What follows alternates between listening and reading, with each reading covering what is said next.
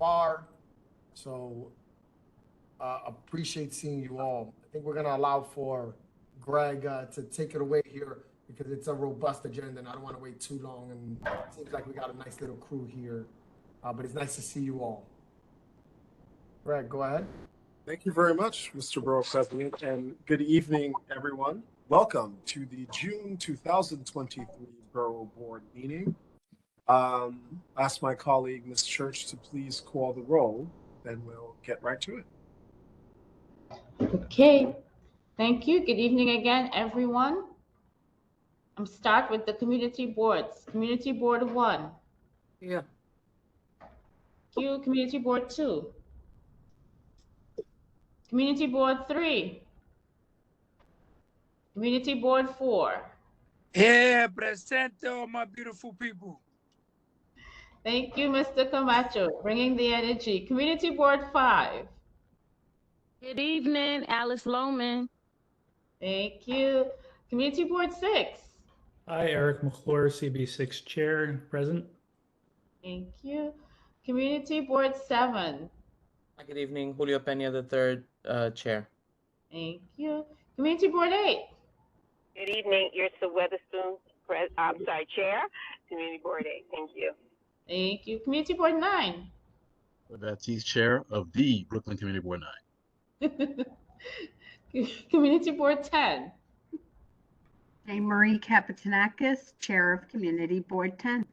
Thank you. Community Board 11. Manuel 11. Thank you. Community Board 12. Community Board 13. Jeff Sandler, first vice chair, and my colleague Zanira Ahmed, second vice chair. Thank you. Community Board 14. Hi all, Joanne Brown, Chair, Community Board 14 present. Thank you. Community Board 15. Lisa Scappo, Chair, present. Thank you. Community Board 16. Okay. Community Board 17. Community Board 18. Okay. Moving to the council members and or designees. Council District 33, Ressler. Mariana here for Councilmember Ressler. Hi. Councilmember Gutierrez, 34.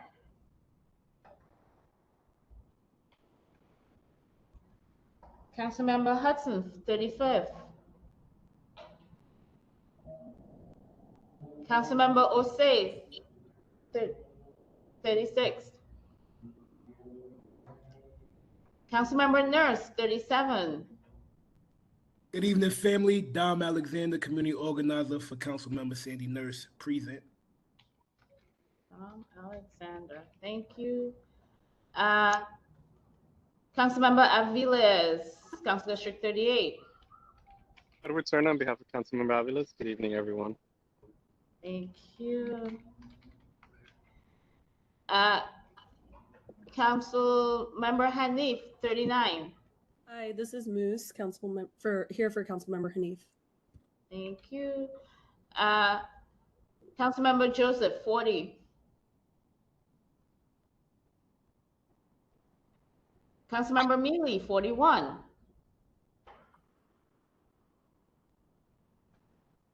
Councilmember Barron, 42. Councilmember Brannan, 43. Michael Sheldon, present. Hello.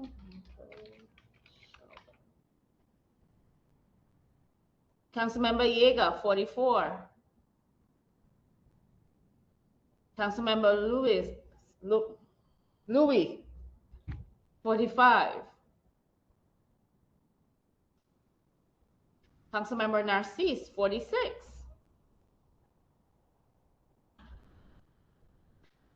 Councilmember Kagan, 47.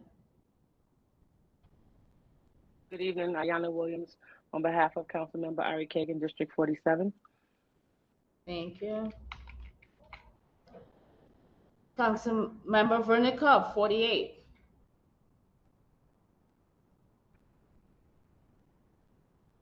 And the Borough President's office is represented, taking the total number of members to 19.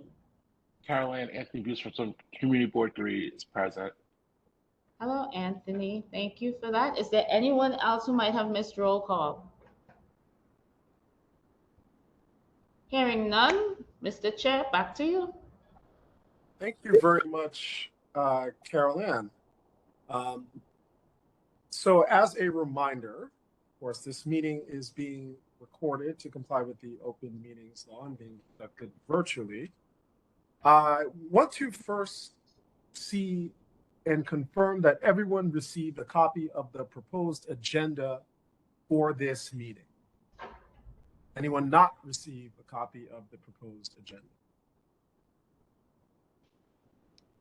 Okay, hearing that, there is a development that we need to tackle, and it relates to the agenda item about the City of Yes presentation from the Department of City Planning that we are going to address at the beginning of this meeting before we even adopt an agenda in the interest of transparency.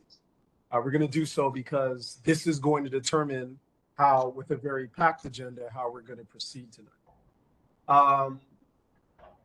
The members requested a briefing from DCP on the City of Yes in January 2023. We received word from DCP that they would be ready to make the presentation in May. The May agenda did not involve a presentation from DCP. We were under the impression that this was going to be largely a presentation, a briefing to give the members an opportunity to talk about that. However, on Thursday, the Department of City Planning certified the City of Yes amendments, the text amendment for ULUR, for the Uniform Land Use Review Procedure. That means that as of Thursday, the City of Yes is on the ULUR clock. We're a bit surprised by this development, but we're nevertheless going to determine how best to proceed, because the Borough Board has ULURP rights in this context, has the ability to weigh in on a recommendation. And since the clock would expire on July 13th, the opportunity to make a recommendation, we need to figure out what to do so that we can properly allocate time during a busy agenda. It seems that there are three options I'm going to outline, and then we're going to make a decision. The first possibility is that the Borough Board can waive its right to make a recommendation about the City of Yes. Borough Board, like anyone else, can waive a right. The second option seems that the Borough Board could decide to vote on a recommendation. There's a catch, however. The Borough Board's bylaws, a matter that we cleared up 2 months ago, has an Article 2, Section 5, that would require a vote to have 27 affirmative votes to put it on the agenda, because a vote was not noticed. The only way to get something on the agenda is for a vote of 27. We don't have 27 Borough Board members on tonight. So option 2 is pretty much moot. The last option is we can hear from the Department of City Planning tonight, and this alludes to Carol Ann's reference that it may be time for summer school. We may need to have a special meeting at the end of the month to have a formal vote on a recommendation. Of course, if you go with option 3, you could pick a date, but based on the schedules for community boards, Monday, June 26th, that being the 4th Monday of the month, would appear to work best for a special Borough Board meeting. So once again, the 3 options: waive a recommendation, add a vote to tonight's agenda, but we currently do not have the number the bylaws of the Borough Board require to do that. And option 3 is the 26th. And I'm noticing that Chairperson Baptiste said that this month, Community Board 9 will be meeting on the 26th. So I suppose that adds to the complication. The possibility, of course, is that might be a shorter meeting, just to have a vote after tonight's presentation. But those are the options. I see 2 hands up about this discussion. Chairperson Brown, will begin with you. Thank you very much. Just a point of clarification, are all 3 text amendments that were slated as part of the City of Yes did the clock start for all 3 of them, or did the clock start for just zoning for carbon neutral? Because we are aware that zoning for carbon neutral is in effect, that needs a community board, needs community boards to weigh in. And so we are rushing to do that this week. So I'm wondering to find out if the other 2 text amendments have also been introduced and the clock started. And if so, I will say in advance that I am just incensed about this, considering the debacle that we went through a few years ago or a year ago when zoning text amendments were introduced while community boards were on hiatus. And I just want to note that if Community Board 14 doesn't have an opportunity to see a presentation, I will not be voting in favor for any of the zoning text amendments that have started the clock if we are not getting a presentation. Thank you so much. Thank you. I Camacho second that recommendation. Before addressing that, for certain it is carbon neutrality. I am not aware of any others, but we can clarify that. It's the carbon neutrality is what is, I'm aware that is in Ms. Alexander for Councilmember Ressler. Just a process question. We have enough people here tonight to vote to waive a recommendation? Yes, we do. Okay. Because the bylaws require supermajority to put something on the agenda that's not noticed, whereas both the charter and bylaws allow for simple majority for other regular action. Got it. Thank you. Chairperson Baptiste, CB9. Thank you, Mr. Chair. And all I just really very briefly, I am incensed that we are in this position, because as a borough board, we called this months ago. To the chair's point, we asked about this since January. So the fact that we're in a rush at the end of June and is going into the process, and the process ends in the hiatus, this is something exactly we called, and we were saying we were trying to avoid this. So I can't help but feel that really we're just trying to be railroaded into either not saying something or saying something that we have not even been briefed on appropriately, especially after several requests, for them to come and brief us as community boards on this. I have an issue with waiving our right, in the sense that, we should waive our right. I mean, we should, have the ability to actually weigh in on this in terms of how we feel this is going to affect the borough. But, so I don't want us to go on the record as we just said, okay, well, don't worry about it, just do what you have to do. I think that at some point, and I might have to just sit down, think about some language of that, but I think we need to send a letter saying that, this is something that we are, as a borough board, we are deeply disappointed. And I'm trying to measure my language right now, because this is something that we never should have gotten to this point, because we were trying to be proactive as community board chairs and as a borough board. So, seeing no other hands, I want to center everyone very quickly. It sounds to me that based on what points made in the chat, there would be a desire to have the special meeting. However, it would not be on the 26th. Again, the clock on ULURP expires on July 13th, meaning that there is, at least we believe it expires on July 13th. If that is correct, if it does carry on into July, that would allow for all the community boards to weigh in. And then there to be a special meeting in the month of July to sort of have a borough board vote on a recommendation. So I'll make this simple. We'll just sort of, first I'll just gauge if anyone is interested in waiving, then if not, we know that we're left with the option of calling a special meeting, and we can handle the scheduling of that special meeting online, or offline rather, is what I meant to say. So any appetite for the Borough Board waiving, in this instance, its right to weigh in on a recommendation from the Borough Board? Is anyone in favor of that? See if there's a desire to do that. Hearing none, there'll be a special meeting. As I said, we can deal with the particulars of the scheduling of the special meeting offline, based on the scheduling realities, but obviously geared toward allowing the community boards to weigh in before the Borough Board convenes for the vote. With all of that, therefore, the agenda does not change as to that item. It will be a presentation from DCP this evening.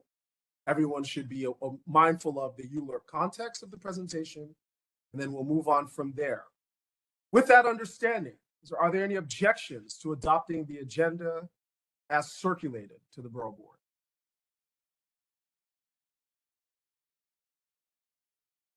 Hearing no objections, the agenda is adopted. Moving on to the third item of the agenda. Circulated with the agenda was the minutes of the May 2023 Borough Board meeting. Any objections to adopting as the official minutes the draft circulated? Yes, Mr. Louis Teresa Scavo, I was present at the May meeting and my name is omitted. Any objections to amending the minutes of the draft May 2023 Borough Board meeting to reflect that chairperson of Community Board 15, Teresa Scavo, was present, and adding her name as present? Is there any objection? Hearing none, the draft is amended to reflect that Teresa Scavo, the chairperson of Community Board 15, was present. As amended, any objections to adopting as the official minutes the draft circulated in the May 2023 Borough Board meeting?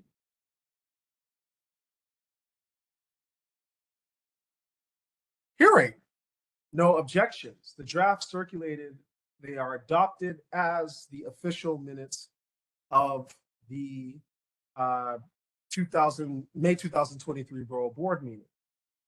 That moves us on to item 4 of the agenda, the Borough Hall updates.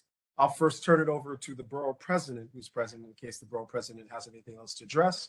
If not, I will go on to give the updates from our team. Mr. Borough President.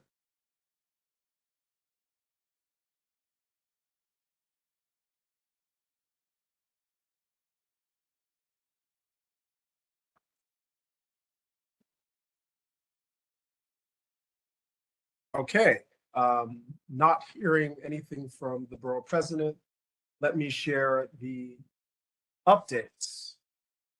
First, we request that each community board please put on their website their needs statement so that it is easily accessible.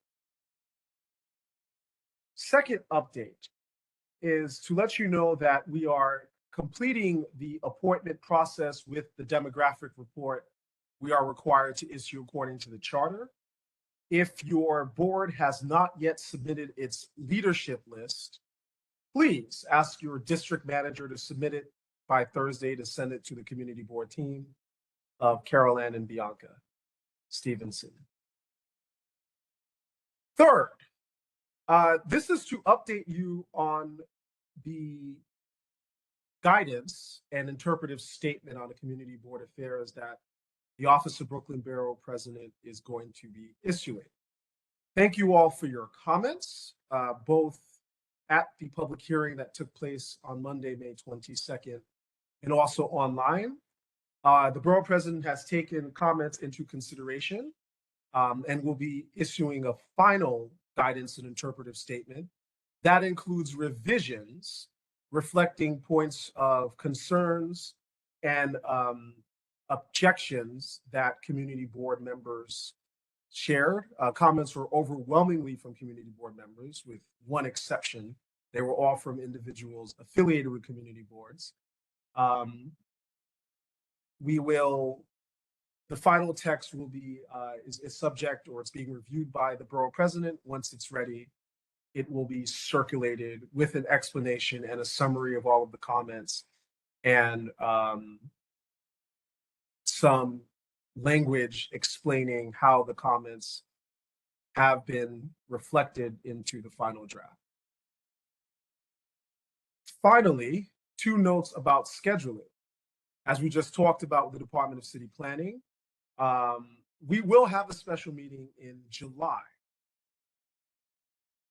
The charter does not have the language, the section of the charter, section 85 of the charter, does not have the language that section 2800 of the charter has regarding meetings in July and August. To make that point clear, there is not language that specifically says that we do not meet, but we do recognize that it has been the custom of borough boards not to meet during July and August on the same rhythm as community boards. Nonetheless, we will have a special meeting in July for the Department of City Planning text amendments that do work matter.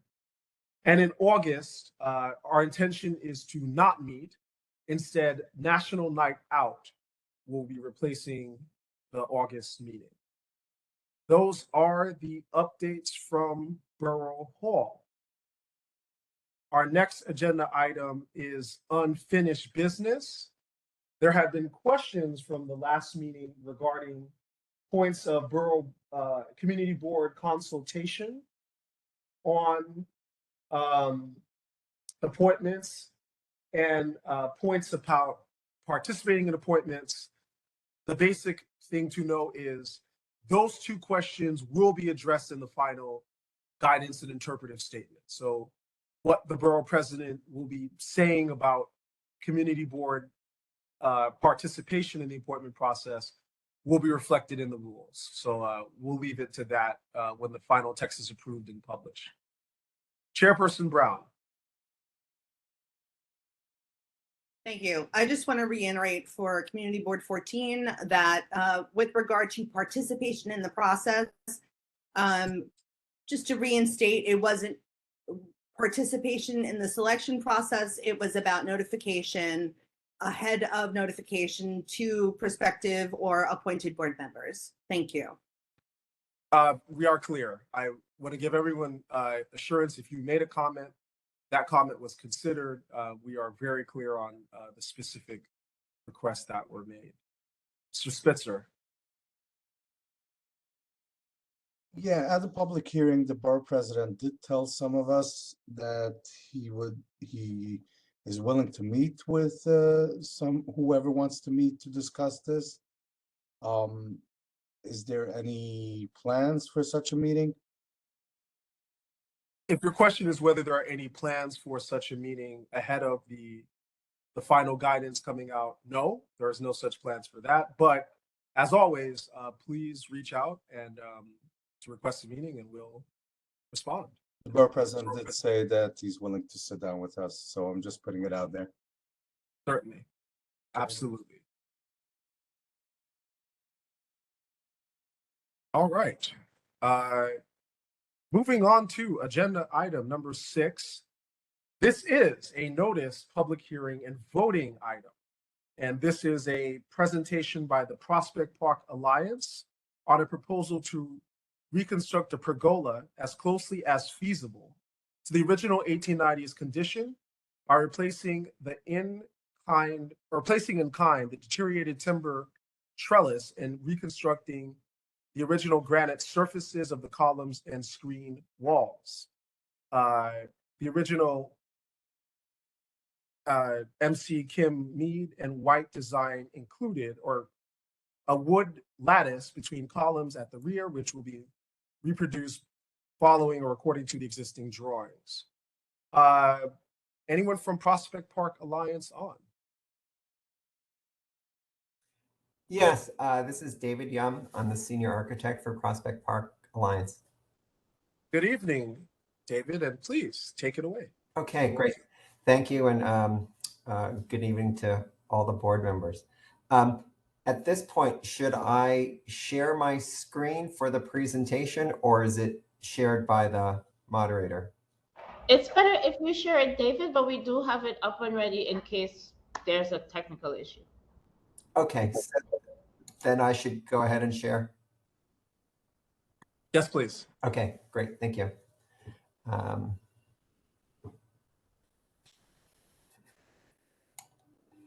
Okay, pardon me, I'm not used to WebEx.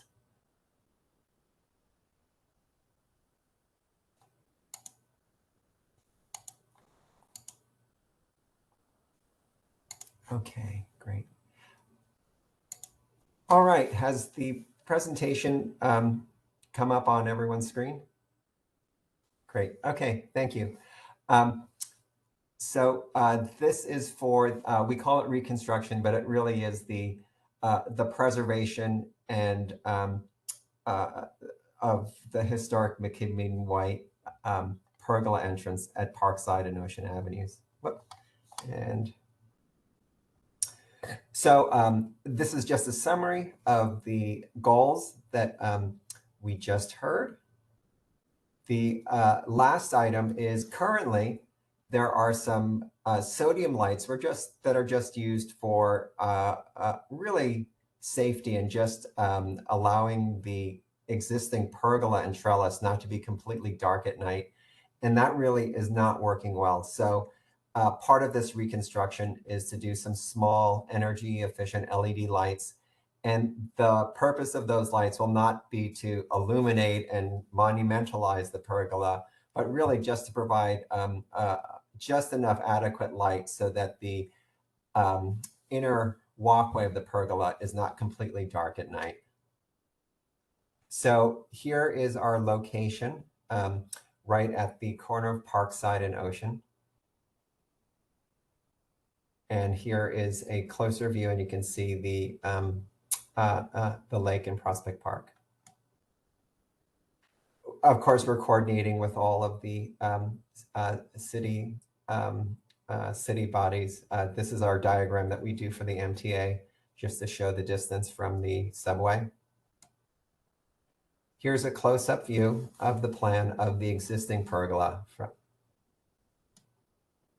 These are existing trees that we are going to protect during the reconstruction process.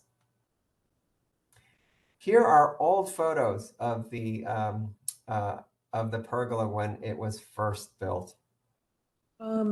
Yes. Sorry to interject. I'm not seeing the screen. I don't know if anyone else is having that issue. Oh, okay. I mean, if no one else is having it, I could like try and rejoin. Maybe it's just on my end, but. Okay, great. Apologies. Let me. I could see it just for what it's worth, but. Yeah. Okay, I'm seeing it now. So Okay. oops, whatever you did work. Thank you. Is it still on screen? Yeah, I can see it. Should I go backwards? Did I miss my slides? I was able to see all the slides. Okay. All right. Can I move forward, or would anyone like me to go backward? Yeah, if you could just briefly go backwards, that would be helpful. Okay, absolutely. So these are the goals that introduced the project, and the only comment I added was about the LED lights that we're putting in. This is the location plan in the southeast corner of Prospect Park, near the lake. Whoops. A closer view of the location of the park, or clearer view. Here is the diagram just to show our coordination with MTA and the distance to the subway. Here's a plan now much closer up to show the existing pergola and how it frames the entryway. This is a diagram of the major trees that we are going to protect during the process. And here we're starting with some of our original photographs of the pergola. More photos later on from the 50s. These are photographs from the current condition. So you can see the, and this was done more in the winter, so you see just the vines of the wisteria above.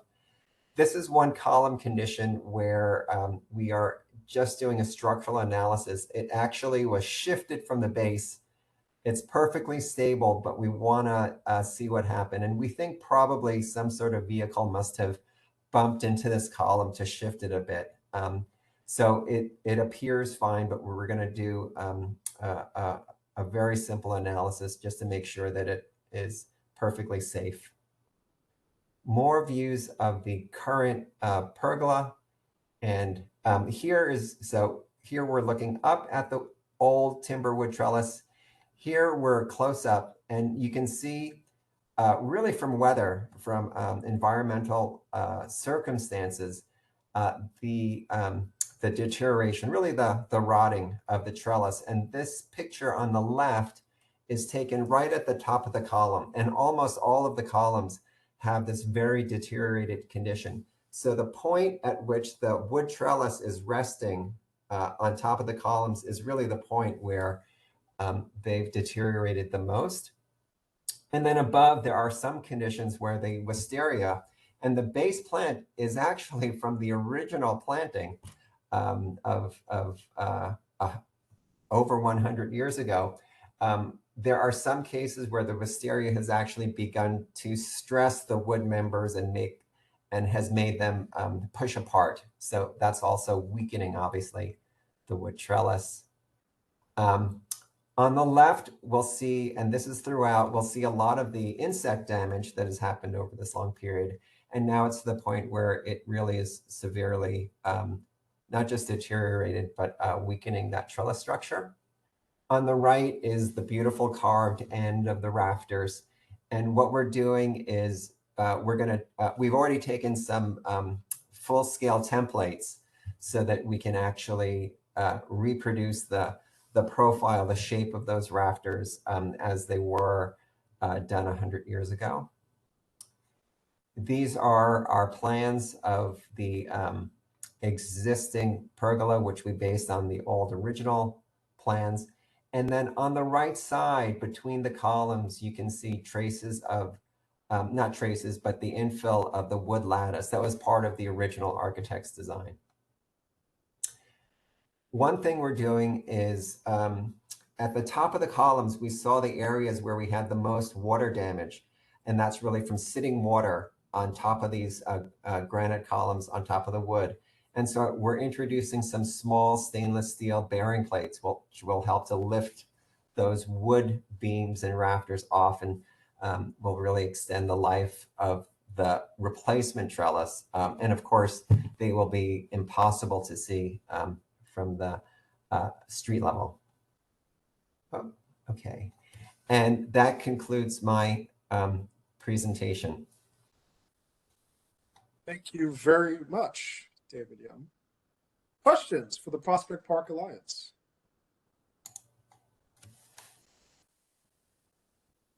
Chairperson Brown, Community Board 14. Thank you very much. So I walk under this trellis about 3 times a day. So yes, this pergola 3 times a day. So I just have 3 questions. The wisteria. So are those the stumps that are going to be removed? And if the wisteria is going to be removed, is there another plant that you're going to create a vinage over the new pergola? And then the next question is, you said that the columns were granite. They're currently painted. So will you be stripping the columns of paint to show the underlying granite? Thank you. Okay.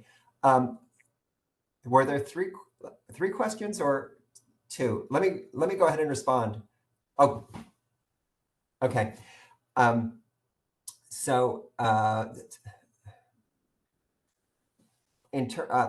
part that I really didn't talk about in the presentation, was only in the summary, is once we're able to proceed, we're actually going to do 2 types of cleaning, testing of cleaning methods. One is called microabrasion, where we take a very fine, almost glass-like silt, and we try to gently take the paint off of the granite.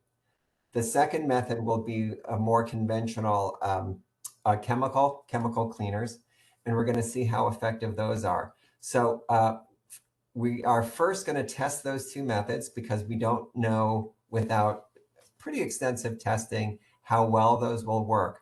If those work well, our intention is to clean off the white paint and bring it back to the original granite surface, which I think will really elevate, that old structure.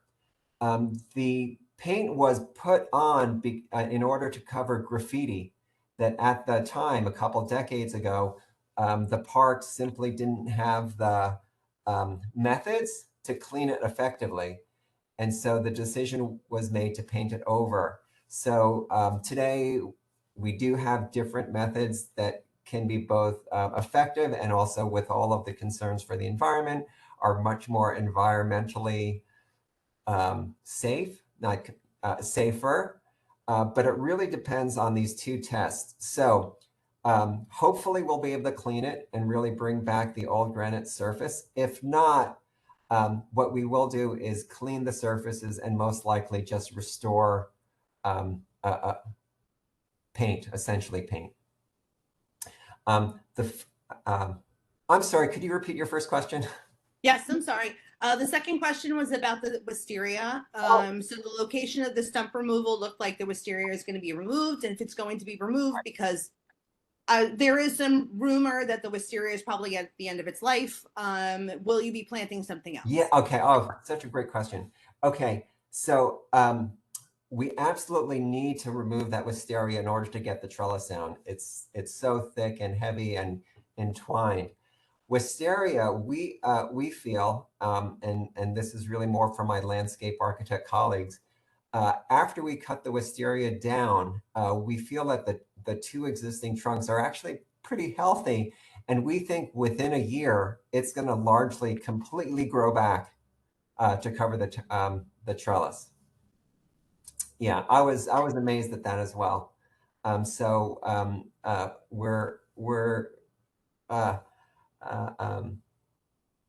We're not planning to do a different plant because we're very confident it's going to.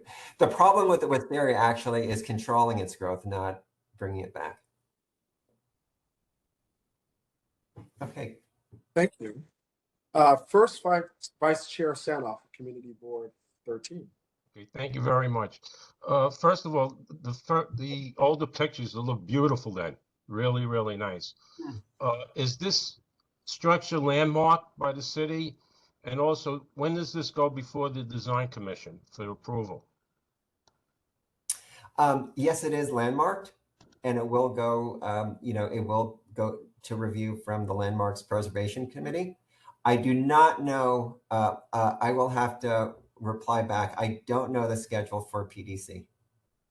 Okay, so my third question is, if it was landmarked, why was it not taken care of properly and put paint on it? Why wasn't it originally, thought of leave the granite and try to improve it from that point on, if it was landmarked? Right. So the earlier restoration is prior to my time at Prospect Park Alliance. And let me know if I'm answering your question. I don't want to, let me know if I'm answering your question. My understanding is that they attempted to remove the graffiti and just were not successful. And so instead of leaving the graffiti in place, the decision was made to paint it over a neutral color, the white paint. Okay, and just to piggyback, the LED lighting, is that appropriate for landmarking? We think it is. So again, so the goal of the LED lighting again is not to LED. First of all, it's very energy efficient.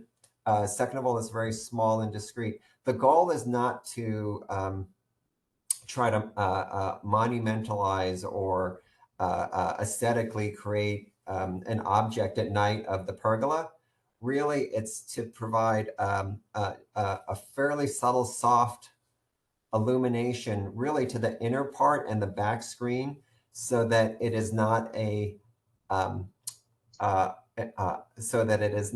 unneeded what do you call it? Unnecessarily dark space. Okay, I just don't want it to become like a smoke shop lighting that they have inside their windows. You know, to make it so obvious, as long as it blends into the area. Oh, yes. Yeah. I mean, again, so I think the goal of the lighting is just to provide a soft illumination on the columns in the back wall, so that everyone can kind of see the object, and that, you know, walking through it, so it doesn't appear as though there are dark corners at night in the. Very good. Very good. Thank you very much. You answered all the questions appropriately. Thank you. Thank you.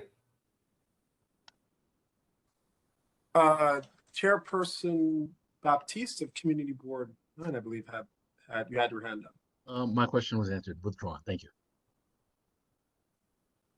Any further questions of the Prospect Park Alliance before we call for a vote on this item?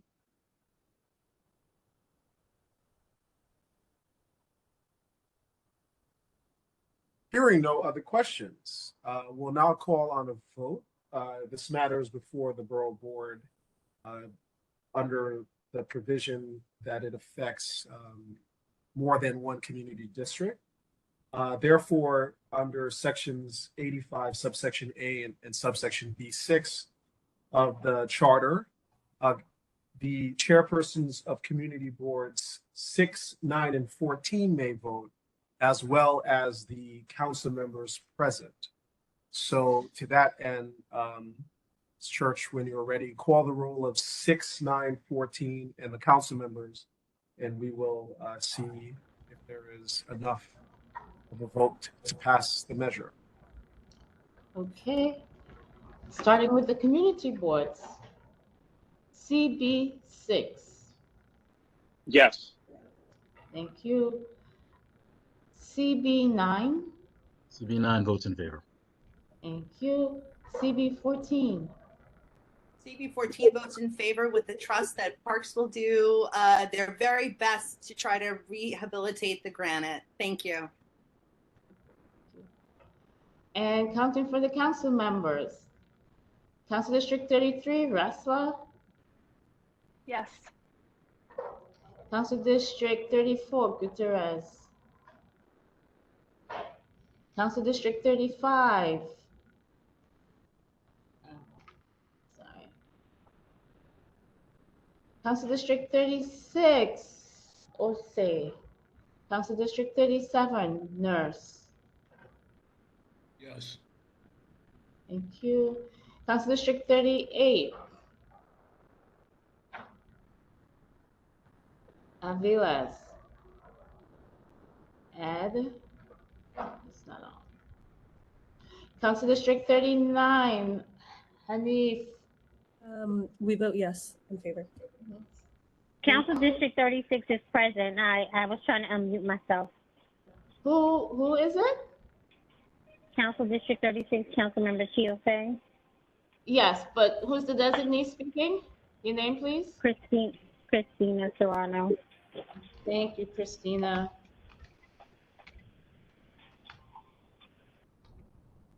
Council District 40, Joseph. Council District 41, Mealy. Council District 42, Barron. Council District 43. Yes. Right. Thank you, Michael. Council District 44, Yeager. Council District 45, I saw Daniel on.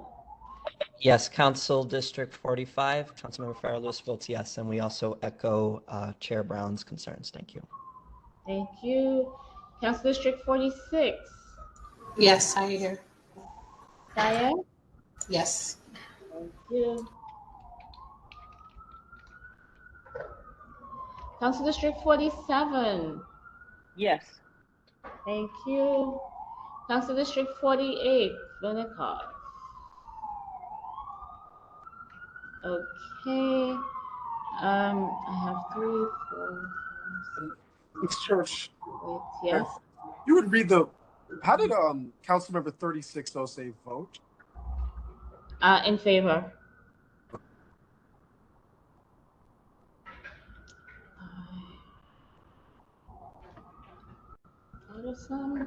I have 11 members voting in favor, no abstentions, no objections out of a possible 19. Measure passes.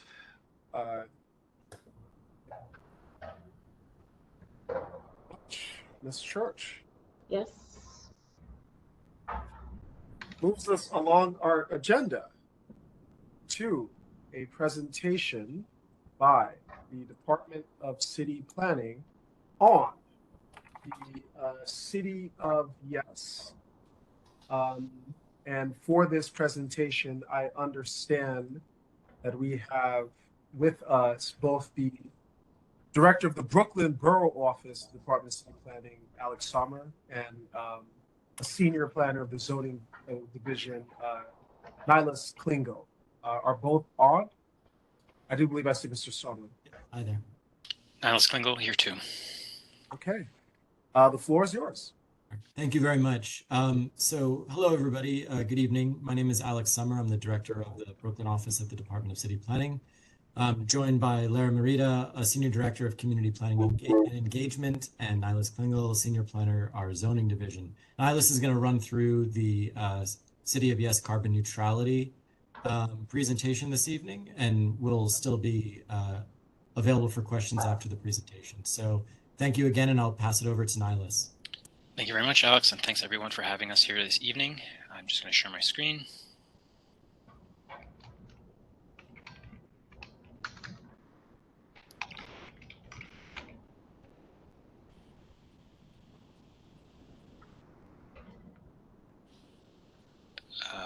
Apologies, 1 minute. I had joined via browser and am now getting a message I need to switch to the app.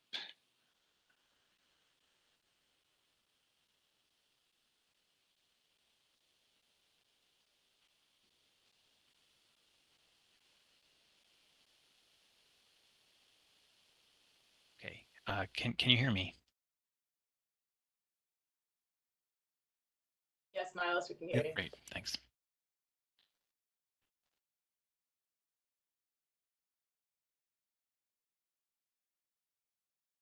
Can everyone see my screen? I can, yes. Great, thank you. All right, so yes, everyone, my name is Niles Klinkel. I'm a planner in the zoning division in the central office at New York City Planning. I'm also the lead planner on this effort, City of Yes for Carbon Neutrality, citywide zoning text amendment, and I'm very happy to be here this evening to talk to you about the proposal, which is an opportunity to update all of our zoning regulations to help meet our city's climate goals. There was some talk in the beginning of the meeting, so hopefully this will be a helpful explanation of City of Yes and its constituent parts. So City of Yes for Carbon Neutrality is the first of 3 projects that the Department of City Planning is developing as part of Mayor Adams' broader City of Yes initiative. And that initiative charges agencies, including city planning, to take a hard look at outdated regulations holding New Yorkers back from investing in their homes, businesses, and our city overall. There are 2 other initiatives, City of Yes for Economic Opportunity and City of Yes for Housing Opportunity. Those will begin more public engagement later this summer. Those proposals are distinct and independent proposals, and in order to avoid inundating community members during the public review process, and certainly understandably during the summer, the review of these proposals is being staggered over the rest of this year as well as into next year.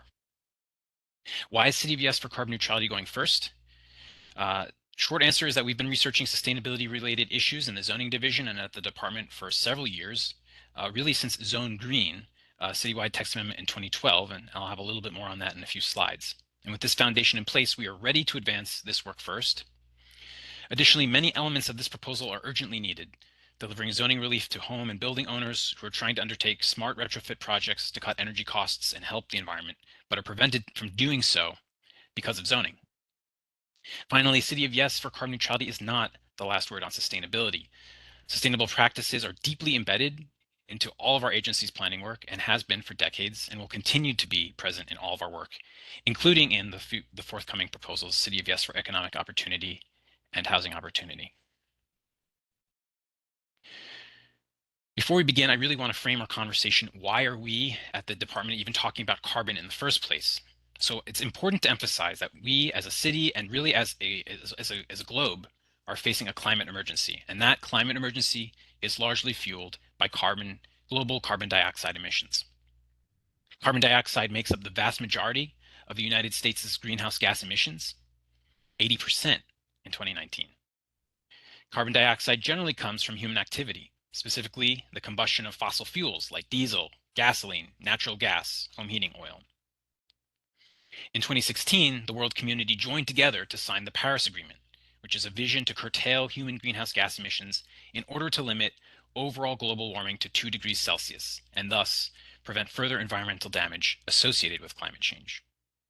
And here in New York City, we've been implementing this vision through a number of initiatives under the umbrella of achieving carbon neutrality by reducing the city's emissions 80% by 2050, or 80 by 50 for short.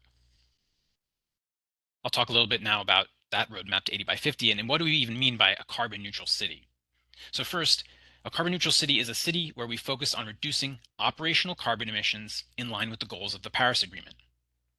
A carbon neutral city is a city where we've reduced our overall energy needs, and to do this we'll need to retrofit almost every building in the city to become highly efficient to reduce wasted energy.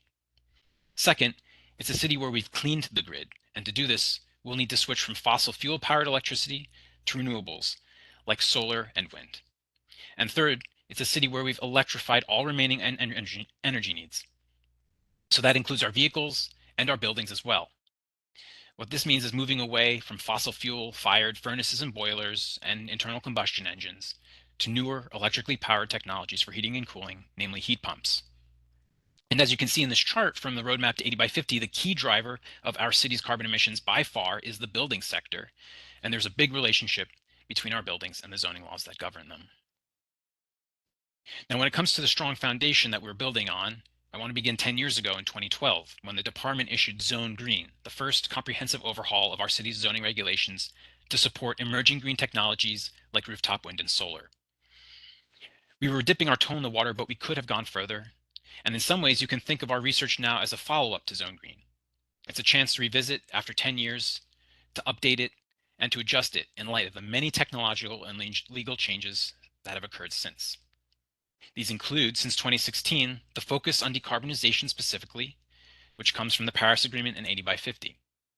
But these also include feedback from architects, engineers, homeowners, advocates about issues they've identified and ideas they've had for improvement as of the Zone Green provisions, as exemplified in this report from the Urban Green Council called Zone Greener, calling on the department to do more to support decarbonization. This also includes updating the zoning to reflect the Climate Mobilization Act at the city level, especially Local Law 97, which will impose strict fines on large buildings which do not reduce their carbon emissions. We'll talk about that a little bit more in a minute, as well as the CLCPA at the state level, which in particular set ambitious solar and energy storage goals for the city. Taking all of that together, we're proposing now City of Yes for carbon neutrality, which will respond to the climate crisis we're facing by removing zoning impediments to urgent retrofitting work, in addition of solar panels, energy storage, and electric vehicle charging. I want to talk a little bit first, before we get into the content of the proposal, about what we've done to date on engagement. Development of this proposal began in March of last year, March of 2022, when Mayor Adams announced his vision for a City of Yes. Since then, we've conducted extensive outreach, and in particular with practitioners and other subject matter experts to help us ensure that this proposal will be helpful to those who are trying to, for example, add solar to their buildings, add EV chargers, add heat pumps to their homes and businesses. Now, DCP is sometimes criticized for not sharing enough information about what we're working on until it's in the public review process, referral, as we are in now. And to make good on our promise to do better, we've held 4 open to the public info sessions on this research. 2 of those were held in October of last year, October 2022, and 2 were held in March of this year, to which our chair, Dan Gorodnik, sent letters to all community board chairs inviting them to the public info sessions and encouraged them to share this information with their constituents and board members. In addition, in March, we also at the department partnered with the Urban Green Council, which is a recognized leader in climate work in New York City, to convene a group of technical and policy experts to review an initial draft of the proposal to validate the climate goals we're trying to support, as well as the solutions we're putting forward in this zoning text proposal. Along the way, we've been asking experts, nonprofit leaders, and advocates, what are you doing, or what do you need to do to help achieve the broader climate goals of the city, state, the nation, and the world? And how, amongst all the things that you're facing in doing that work, has zoning specifically helped or hurt? Now, meeting the challenge of our climate crisis is a massive undertaking. Through our engagement over the last year, we at the department have identified, with the help of some of the folks depicted here, a number of ways that zoning can help support this effort. And tonight we'll review the 4 key goals guiding decarbonization and the 17 specific zoning changes we've identified at the department to achieve those goals. So I'll quickly provide some overview of those goals, setting the table in terms of the context, other initiatives that are currently underway or have been already enacted into law. And then based on that, I will talk a little bit about the zoning text specific changes that will support those policies already underway. So just to reemphasize, the first goal is decarbonizing our energy grid, and everything depicted here on this slide are initiatives that are already underway at the state or city level that are not part of the zoning text amendment that is before the board. They are the context in which our planning work is situated. So first, one of the key things to be aware of is that by 2040, New York State is, through the CLCPA in 2019, is legally required to achieve a 100% renewably based energy grid. To support this, the state and the city will be developing large amounts of offshore wind and bringing in more clean hydroelectric power from upstate in Canada. However, this transition from fossil fuels to renewable energy is going to need an all-hands-on-deck approach, and this even includes putting all of the rooftops in our city to work, generating clean renewable energy in the neighborhoods where it will be used. To give you a sense of where we stand on that particular part of the project, in 2016, the city set a goal of getting to 1,000 megawatts, a decent chunk of energy, of rooftop solar across the city by 2030. To date, we have currently about 300 or 400 megawatts, depending on estimates, of installed rooftop solar across the city from all of history through to today. That means that in the next 7 years, to get to that 2030 goal, we have to more than double the amount of solar installed in New York City. It's a very ambitious rollout of solar. Now, to utilize the energy from offshore wind, as well as all the energy from rooftop solar, our energy grid is going to have to become smarter and more decentralized, with resources spread throughout the city instead of limited to utility sites and outlying areas. And to support this smarter, more decentralized grid, we will need to rely on energy storage, essentially large batteries, which will act as the glue holding this grid of the future together. Now, within that context, to support the ongoing work of cleaning the grid, the department has identified how zoning can be changed to help in 5 key ways. The first is that we can take a fresh look at our rooftop zoning allowances to ensure that there aren't any limitations holding us back from our solar goals. In many districts, for example, there are current limits on the amount of flat rooftop that can be covered by solar canopies, and this proposal will update those rules to ensure a flat roof can be completely covered by solar. Second, we need to take a similar approach for our city's 8,000 plus acres of open parking areas, ensuring that zoning is updated to always allow solar canopies over those parking lots. Currently, it isn't. Third, if you want to generate clean energy for utility customers elsewhere in your neighborhood through the Community Solar Program recently set up by New York State, zoning considers that activity a commercial use currently. But we need to recognize that there are large residential campuses, hospitals, schools, colleges, all located in residence districts where commercial uses like community solar, where community solar would be a good fit, but where commercial uses are not allowed. Zoning needs to be updated to allow for community solar in residential districts. Fourth, we need to ensure that safe fire department and Department of Building reviewed storage facilities are located where they're needed most to support the grid of the future. Energy storage is currently not allowed in the residence districts where customers need access to clean and renewable energy most. Zoning needs to be updated to add specific rules for energy storage and to help facilitate its rollout across the city. And finally, onshore wind faces strict limits in today's zoning, without a relief valve for sites where greater heights may be appropriate. This zoning proposal will create a new tool that can be used by future applicants to submit applications for onshore wind facilities through a public review process before the City Planning Commission. To be clear, this proposal itself, City of Yes for carbon neutrality, does not change height restrictions on wind turbines. It does not change where they are permitted. It simply creates a new pathway, an authorization by which future applicants can come before the public to propose onshore wind facilities. Zooming back out at the broader context for a minute, I'll talk now about the second goal, which is decarbonizing our building stock. Eliminating fossil fuels from our city's million-plus buildings, almost all of which will be around in 2050 when we need to have achieved carbon neutrality. These million-plus buildings are by far our biggest source of carbon dioxide emissions, and to improve, we'll need to retrofit virtually every single building, to retire oil or gas-powered furnaces and boilers, replace them with new highly efficient electric systems, and improve the efficiency of exterior walls, windows, and roofs to keep the heat and cool inside.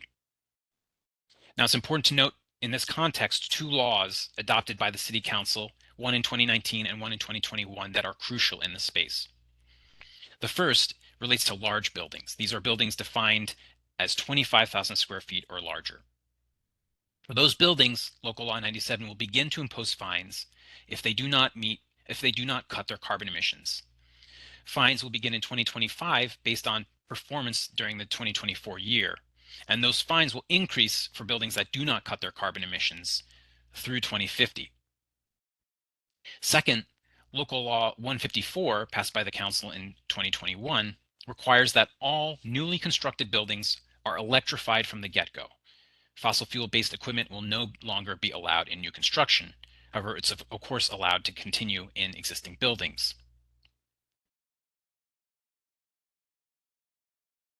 So keeping in mind that context within which our planning work is situated, zoning now at the department level can help support the decarbonization of buildings through some strategic zoning improvements in 3 key ways.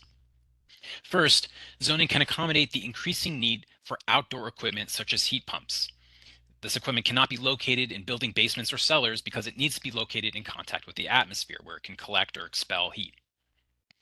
This equipment needs to be located, zoning can be improved to allow this equipment to be located above the zoning height limit on building rooftops. By getting zoning out of the way, we'll give homeowners, architects, and engineers greater flexibility to navigate their particular best path to electrification. Second, zoning needs to ensure that where someone is trying to add thicker insulation, or even in some cases for large buildings, reclad the entire building by removing an old facade and replacing it with a new and efficient one, that those folks don't run into zoning obstacles that prevent them from undertaking that project. Thirdly, we need to update an existing incentive that has been in existence since the 2012 Zone Green Text Amendment, the wall thickness deduction, which awards a small amount of additional floor area to buildings that are better than energy code requires. And we need to update this incentive to reflect the latest energy code changes and best practices for the future. Finally, I want to talk quickly about cost. Undertaking this work will not be free, but there are billions of dollars, billions, at the federal, state, and city level available to support these types of projects. The New York City Accelerator is a program run out of the Mayor's Office of Climate and Environmental Justice that can help connect you with technical and financial support. Before pursuing or contemplating even any particular retrofitting project, everyone is encouraged to call the New York City Accelerator for support in navigating the landscape of financial assistance. I should note that you can find the New York City Accelerator at accelerator.nyc. That is their web address. You can pop that in the chat too. Now, the third goal that we are seeking to support as part of this initiative relates to decarbonizing the private vehicles that New Yorkers drive and own. So again, I want to emphasize everything on this slide is not part of the zoning proposal before the board. It is the context in which our planning work is situated. The first piece of that context is that there are over 2 million private vehicles registered in New York City. And less than 1% of those 2 million vehicles to date are zero emission, aka electric vehicles. That is a very small percentage. Now, one of the biggest hurdles private vehicle owners face in making the decision to switch from an internal combustion vehicle to an electric vehicle, of course, is availability and cost, and federal and state incentives are essential to making improvements there. But one key issue that zoning touches on is where you can park and charge your electric vehicle. And addressing this need will be key to helping New Yorkers make the switch. That's all the more the case because by 2035, New York State in Albany has indicated that all new vehicles sold in the state, beginning in 2035, will need to be zero-emission vehicles.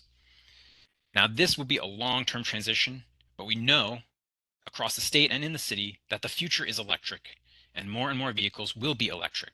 And so finding places for them to charge will be critical to the success of this endeavor. Finally, we at the department recognize that the future isn't simply focused on automobiles. The more trips that can be taken by bicycle, scooter, on foot, or by transit, the better for the health of our environment and our city. So within that context, the department has identified 5 specific zoning improvements that can help support those overarching initiatives that are underway. First, zoning can allow commercial charging facilities. So picture something like the gas station of the future, a dedicated facility where people can pull up, charge their car, and leave. Commercial charging facilities should be allowed, can through this proposal be allowed in all commercial and manufacturing districts. They're currently prohibited in about half of the city's commercial districts since Zone Green.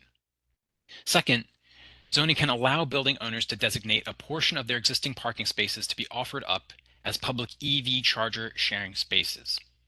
Within the same footprint, 5 spaces or 20% of spaces, whichever is greater, within the same footprint that currently applies today for owners who elect to offer car share vehicles in their accessory parking garages or lots.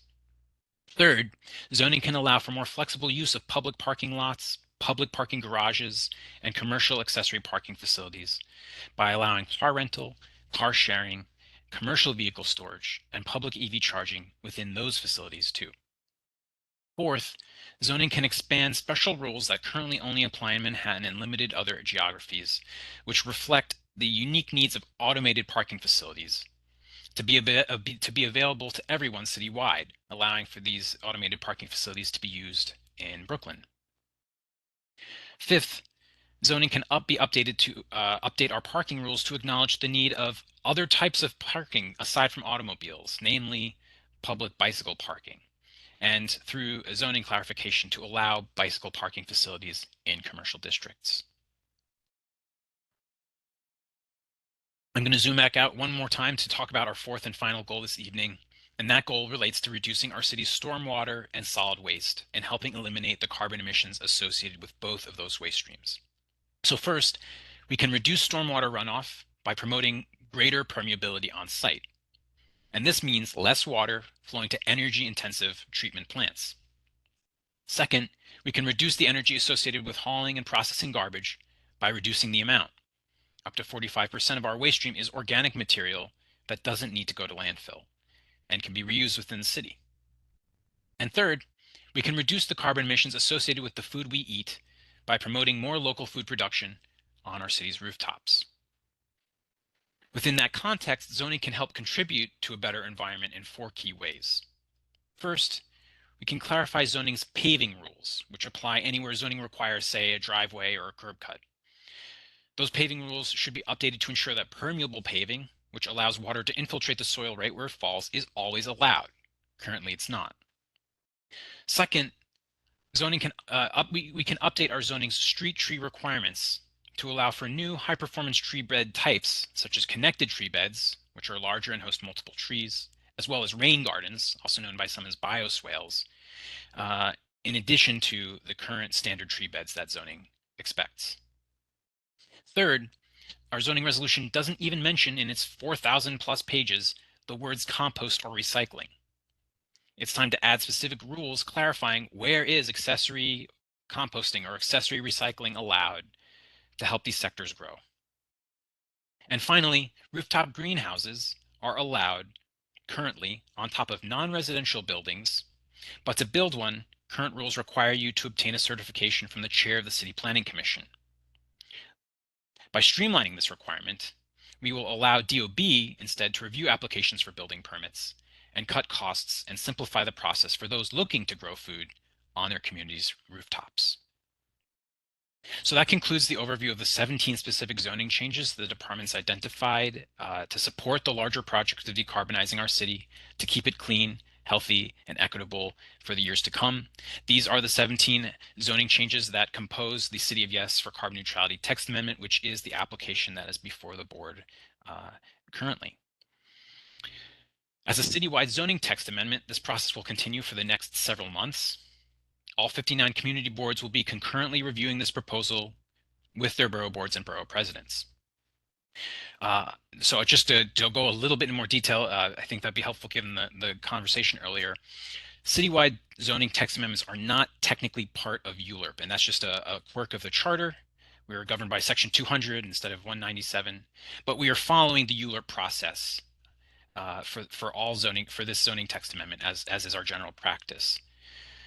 That means, in the case of a citywide zoning text amendment, referring out the proposal for a 60-day review to all community boards concurrently with all 5 borough boards and borough presidents' offices. That process began on April 24th when the City Planning Commission, in a public meeting, reviewed the proposal. I presented it in painstaking detail, and the commission determined that it was ready to be shared with the public. There was a 9-day transmittal period, so that means that the application was sent out to all land use participants on May 3rd, and a 60-day review period takes us to July 3rd. Now, in addition to that, on July 26th, and this is the tentative date, if anything changes, we will, of course, reach out to everyone and let them know. But July 26th, the City Planning Commission will be holding its public hearing on these changes, and everyone is encouraged to come, share testimony and your thoughts on the proposal, in addition to the Borough Board's decision. On September 13th, the City Planning Commission is planning to vote on this proposal. Now, while I said that July 3rd is the end of the 60-day review period, in practice, we are able to accept resolutions into early September in order to take into account anything that may have been decided outside of that 60-day review period. So happy to work with the board and the borough president staff on that question. Once the City Planning Commission votes on this proposal, they may modify it, change it, or adopt it as it is. That then the proposal goes to the City Council for a vote, and the City Council has generally a 50-day clock to act on the commission-approved text. The City Council will hold its own hearings, evaluate its own changes to the proposal, and then ultimately vote to adopt it. As a citywide zoning text, it affects all 51 council districts citywide. I hope that it's helpful. I'm glad to talk or answer any more questions in detail on that. But with that, that's the presentation on the proposal that's before the board, and I'm looking forward to your questions and the conversation. Thanks very much. Thank you very much. And I'd like to begin on behalf of the borough president by asking 3 questions. The first, does the department have an estimate for the expected loss of tree canopy within the new rule to allow bioswales to count as street trees? We don't see that as a zero-sum game. It's entirely possible to locate a street tree within a tree bed containing a rain garden. DEP has promulgated standards for rain gardens that include standard street trees. So it's absolutely our hope and expectation that we will see connected tree beds and bioswales or rain gardens that do not negatively impact the street canopy across the city. Thank you for that question. Second question is, please clarify, in any residential zoning district or any zoning district with a residential equivalent, or please clarify whether in any residential zoning district or any zoning district with a residential equivalent, this will allow for battery storage and other energy systems as of right for primary use of up to 10,000 square feet. That is correct. The third question is, was the zoning text derived from a larger planning effort, for example, the CLCPA? As I described early on, there are a number of initiatives going on at the city and state level. The CLCPA is the hallmark of the state's climate action legislation. The CLCPA sets statewide targets for the installation of solar and energy storage as essential components of renewably based grid. That of course, affects New York City, and to the extent that the citywide zoning text amendment helps those technologies be cited more easily, supports the goals of the CLCPA. Absolutely. Thank you very much. Thank you. Questions for other members. Now beginning with first Vice Chairperson Sanoff of Community Board 13. Yes, thank you very much. I have a question about the heat islands and the effects that it's going to have on the communities, because I'm in southern Brooklyn. I'm right on the boardwalk. There are people who want to put the plastic over the concrete instead of the wood. And isn't this going, like against what the city of Yes is going to be doing, creating heat islands? It's a 3-mile stretch.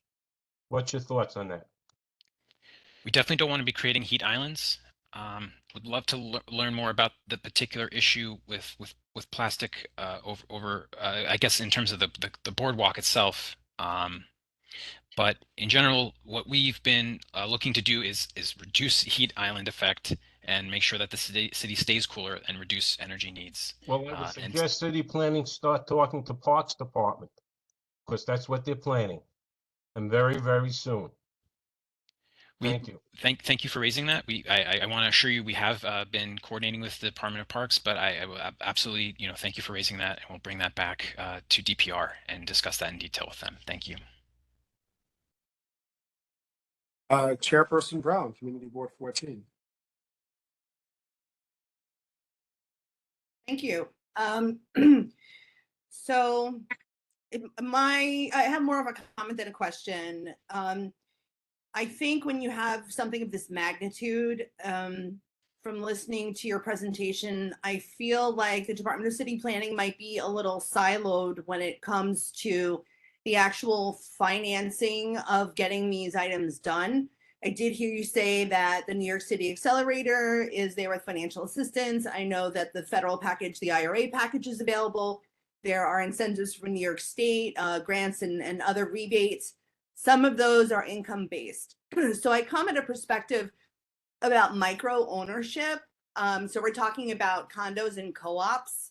So every time there is a local law like Local Law 97, a 25,000 square foot building isn't actually that big, depending on how many units are in and how the cost is going to be divided among those units, right? So when we talk about retrofitting, when we talk about local laws like 97 or gas piping or parking structure or elevator lock monitors, right? All of these items that are coming from DOB, that are coming from DCP, there needs to be a little bit more cohesiveness in terms of how are we going to maintain affordable micro home ownership here in the city with all of these impending plannings, right? So what I would really love to see from the Department of Planning is how are we actually going to finance some of these, and very directly. So when you look at, you showed us the bigger picture, and then you zoom in on how we're going to meet the goals. How can they be funded? We would love to see that in a more broader sense. And this is not just micro home ownership, but this is also 3-family homes, right?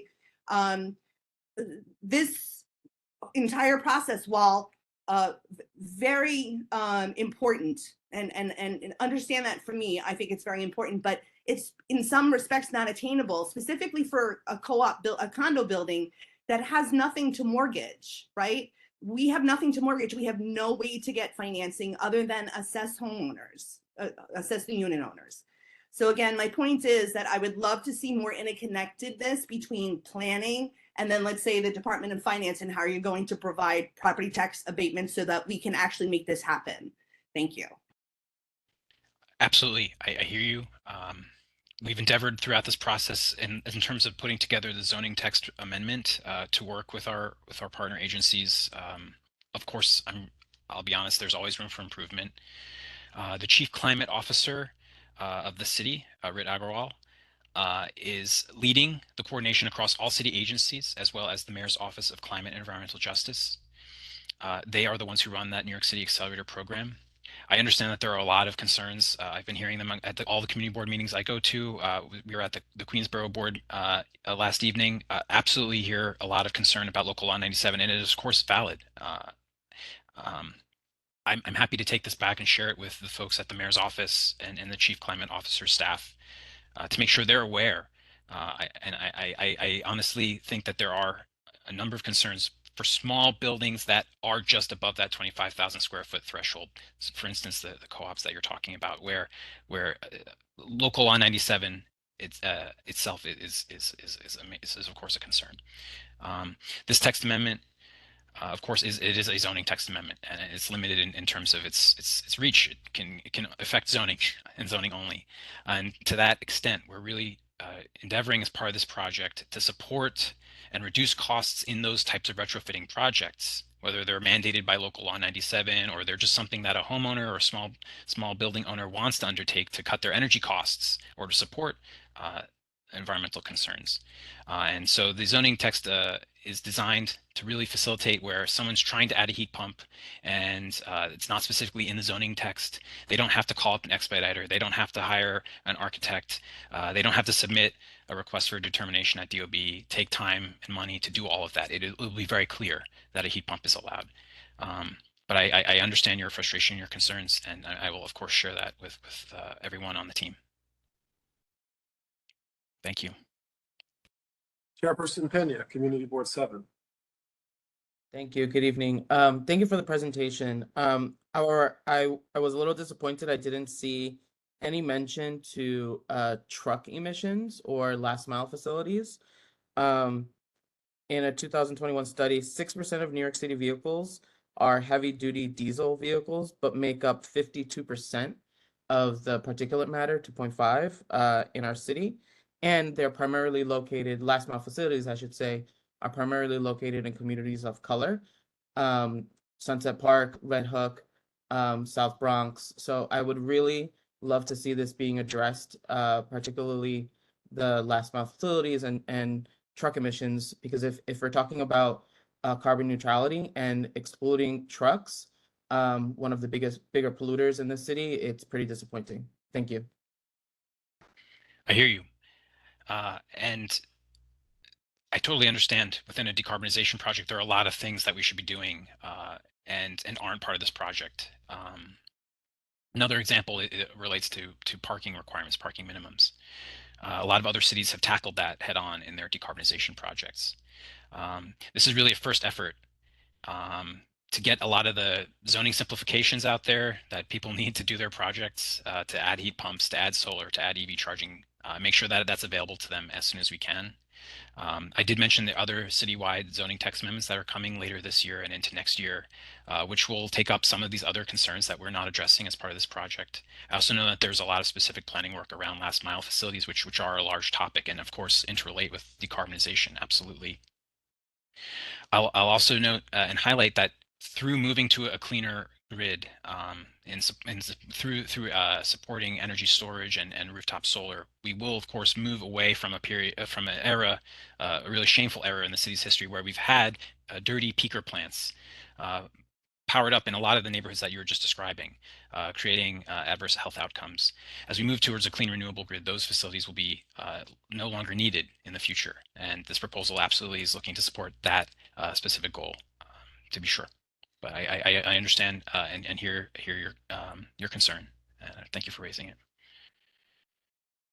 Chairperson Baptiste, Community Board 9. Thank you very much, Mr. Chair.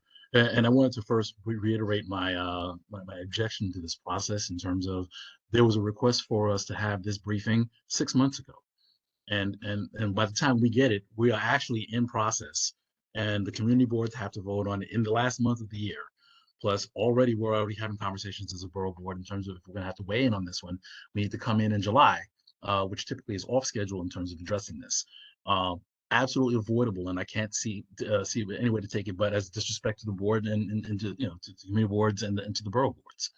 I have issues as well in terms of I'm concerned when we use some of these text amendments to create as of right certain things where it takes away that possibility of review.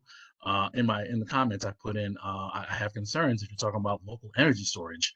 We can turn on the news anytime. We're talking about lithium batteries, blowing up all over the place. So we're saying that as we're having as of right, we're going to talk about storage batteries that are going to be in neighborhoods. I'm not sure if there's any clarity around how are those vetted, how are those maintained, how do we keep track of that? I think that there's definitely a challenge in terms of, by making life easier, we also take away the ability to be able to make sure that things are are in spec with the neighborhoods and that everyone is being protected with regards to safety and everything else. I mean, I love cheap electricity as much as anybody else, but I also don't want to see a storage battery blowing up, 2 blocks away from me. And again, I just really need to reiterate, this was really, this was really terrible in terms of this rollout, and I do feel somewhat offended in terms of, we asked for this conversation a long time ago because we knew this was going to happen. We knew we were going to be at this point. So even if you're saying we're going to bring it back, the point is when this goes through, it goes through. It is approved and it becomes part of the zoning text. And it says, hey, we're going to do better. We don't get a chance to do better on this because it'll be part of the text amendment. Thank you for that, and I hear you. I just want to emphasize, we did not mean any disrespect, and to the extent that you feel disrespected, I'm very sorry. I apologize that information about the proposal hasn't. It doesn't sound like it's made its way out. And I'll definitely be looking into what happened. This is the first I'm hearing of some of these concerns this evening. We've hosted public info sessions in October and March, invited all community board chairs to those meetings, as well as the City Planning Commission in April, a public presentation. So I just want to apologize, heartfelt apology. I did not mean to, and I'm sure the department did not intend any disrespect. On energy storage, that's absolutely something I can go into a little bit more detail about. The department does not want to see the outcomes that you're describing and that you do not want to see. We're on the same page. So when we're talking about as of right energy storage, which in this proposal is limited to sites not exceeding 10,000 square feet in residence districts, it's important to note that that is as of right from a zoning perspective, but it doesn't mean that there's no review that occurs. So today, the Department of Buildings has to review every single stationary energy storage system. These are systems that are completely unlike e-bike batteries. So these battery systems are thoroughly reviewed. They are extremely safe. They are each energy storage facility is essentially custom designed and installed by specially trained engineers and electricians. All installations must use UL Underwriters Laboratory certified technologies that are pre-approved by the fire department. And as I was just mentioning, all installations must be reviewed on a site-specific basis by Department of Buildings, a specialized team called OTCR, which reviews all applications for stationary building scale energy storage systems. That is today, and that is going to be tomorrow with this proposal, or in the future with this proposal. In addition, all installations that exceed 250 kilowatts are classified as large systems and must be reviewed in parallel by the Department of Buildings and the fire department. Sorry, I did not realize I was not sharing my screen here, so just want to bring this up. Hopefully this is helpful. Thank you for that. But I think part of the challenge is, but all of these things are blind to the community. We have no idea about any of this stuff. So I mean, it's great that there's somebody who's supposed to be driving the bus on this one. But as far as the communities are concerned, nobody knows. And there's no transparency in that sense, or so, and there's very little ways in terms of we can express our concerns about these things. I'm sorry, I didn't mean to interrupt, but I had to make that. No, not a problem. Totally understood. Totally understood. Certainly, this is a chance to make this proposal better. So, to the extent that the board or CB9 in reviewing the application want to make recommendations on this, I think the department's all ears. I want to quickly go over the landscape with energy storage and the proposal in a little bit more detail that I didn't get to in the presentation with some slides from our appendix here. So on the right is a map of the general zoning districts in the city. Commercial and manufacturing districts are in dark green. Residence districts are in light green. So energy storage systems to date have been allowed in commercial and manufacturing districts on an as-of-right basis. Energy storage systems also are allowed in residence districts on an as-of-right basis if they are accessory. And per a DOB bulletin several years ago, the definition of accessory in that case is limits the amount of energy stored in that system to roughly 10 hours equivalent of the host load of the site. So if you have a home, you can't store more than 10 hours worth of the energy storage for your home. That is an accessory battery, which is allowed as of right in residence districts to date. Of course, DOB and FDNY review procedures apply to all energy storage, regardless of size, regardless of whether it's accessory or primary. The proposal really relates to this question of non-accessory energy storage. So energy storage that is in excess of 10 hours of the host load. And that is important for a number of reasons. One is amounts in excess of 10 hours are important for supporting grid operations of that renewable grid that I was talking about earlier, as well as supporting resiliency of the grid during brownouts, keeping portions of the distribution network online by providing energy back into the grid, as well as providing a really important resiliency role in event of for example, a hurricane.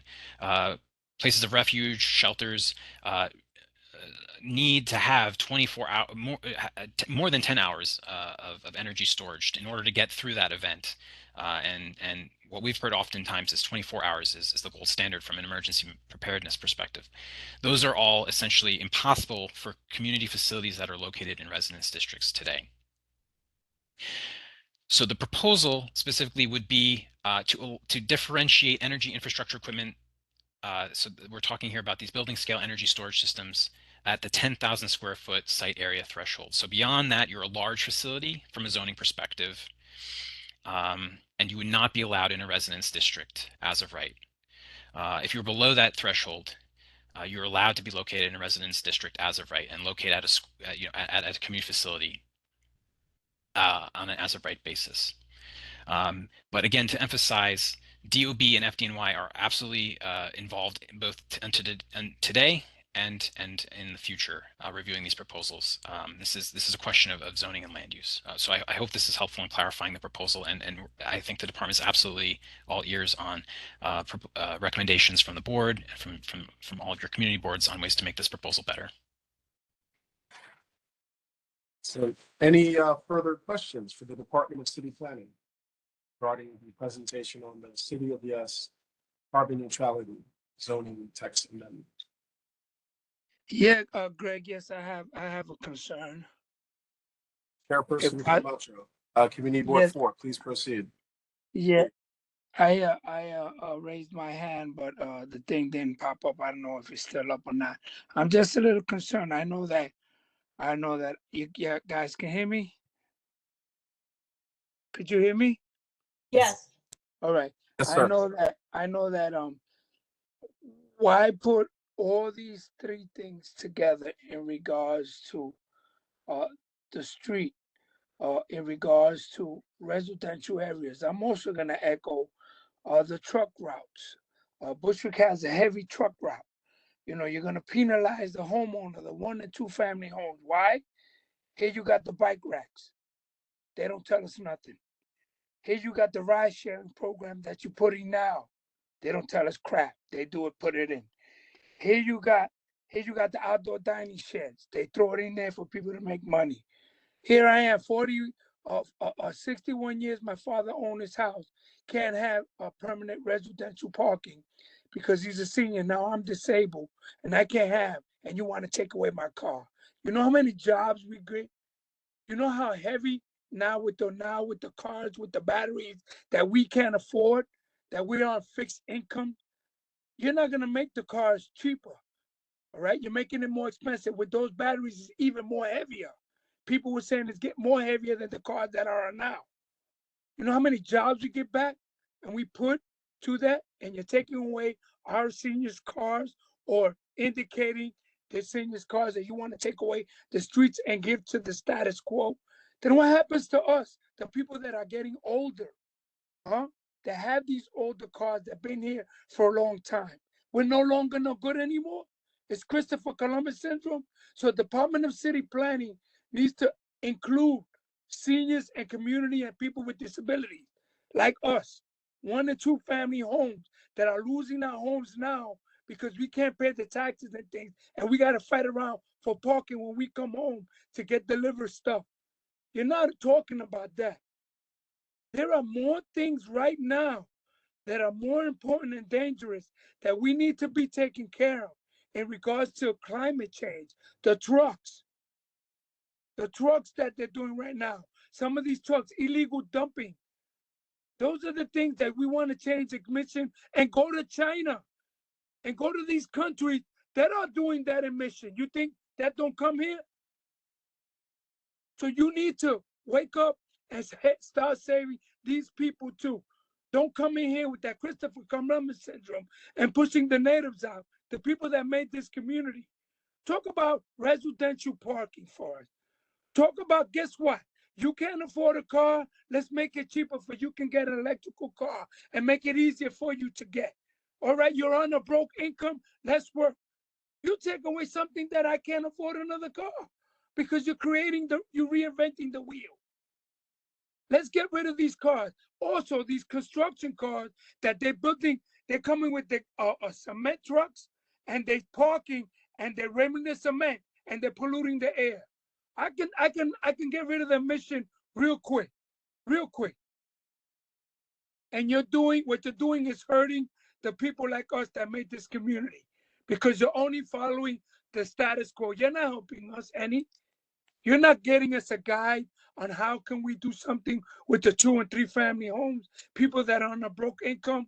How can we make our homes retrofit where we don't have to pay any money when we're suffering now and losing things? Tell me that.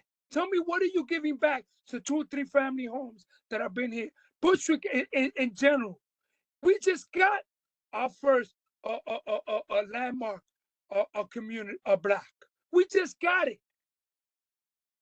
So you really need to go back, BCP, or your commissioners, or whoever's waking up one day and smelling the coffee and say, let's do this, and not addressing the seniors, the people, the 2 and 3 family homes, the people that are disenfranchised. Let's stop reinventing the wheel and start hitting these trucks. Start making sure that these trucks are not parked. These commercial trucks, the taxis, those are the things that are riding all day.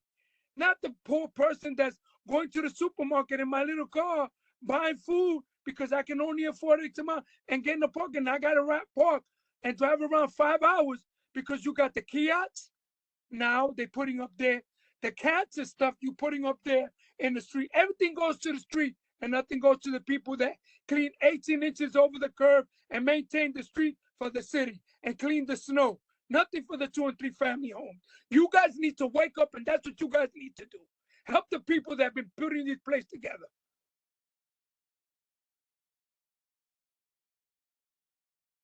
Thank you, Robert. And I just want to emphasize that nothing in this proposal it constitutes a new requirement.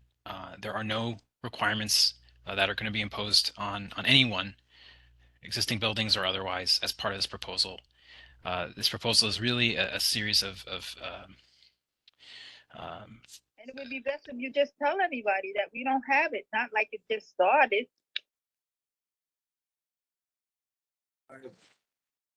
You're in the midst of saying something, Mr. Kringle. Thank you. So there are no requirements as part of this proposal. The proposal is totally designed to ease and facilitate the retrofitting projects. Those are adding solar, adding heat pumps, adding EV chargers. We are not taking away any parking spaces. We are not requiring people to change their cars. We are not requiring people to eliminate their cars. I just want to emphasize that, and I appreciate Robert's points. Mr. Spitzer, followed by a person who was commenting. I want to give an opportunity to comment. Mr. Spitzer. Thank you, Mr. Lewis. I got a quick question. Would you make city planning personnel available in case we do manage to bring it before our board for a vote on our June meeting, which is on the 27th, would you make city planning personnel available to answer any questions board members may have?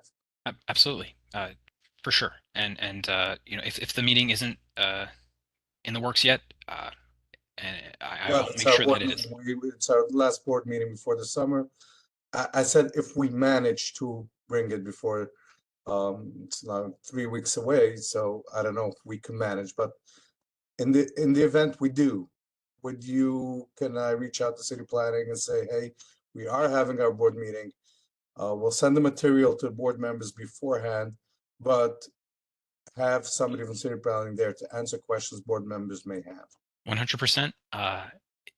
Either your typical board liaison or I will be there to answer any questions you have, and I'll also add a link in the chat to a repository with all the proposal information that you can easily share with your board members as well. But we will definitely be there. Thank you. The member who had, I believe, addressed a point about ensuring that communities knew. Would you like to speak? I'm sorry, I did not catch who that was.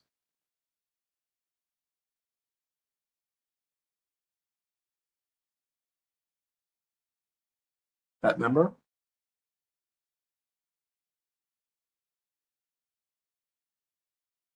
Not hearing that member.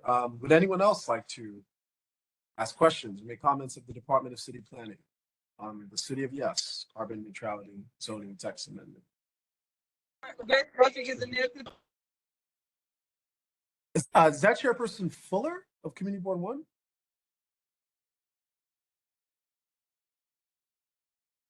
No, that wasn't me. Oh, I apologize, Chairperson. That who was me, but that was Roger Daly, Community Board 17, but then I muted briefly because it was talking in the background. Oh, Chairperson Daly, please. So Community Board 17, go ahead.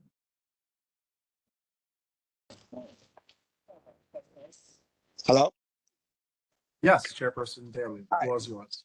So I'm sorry I'm a little bit late to the meeting, but I'm glad that DCP is on because I had some questions. I don't know if some of this was addressed earlier, but I do have some conversation. I mean, I hear the ending of Chairperson Camacho's comment regarding assistance to our individuals with private homes, but I'm also concerned for my community, in my community board 17, about a lot of the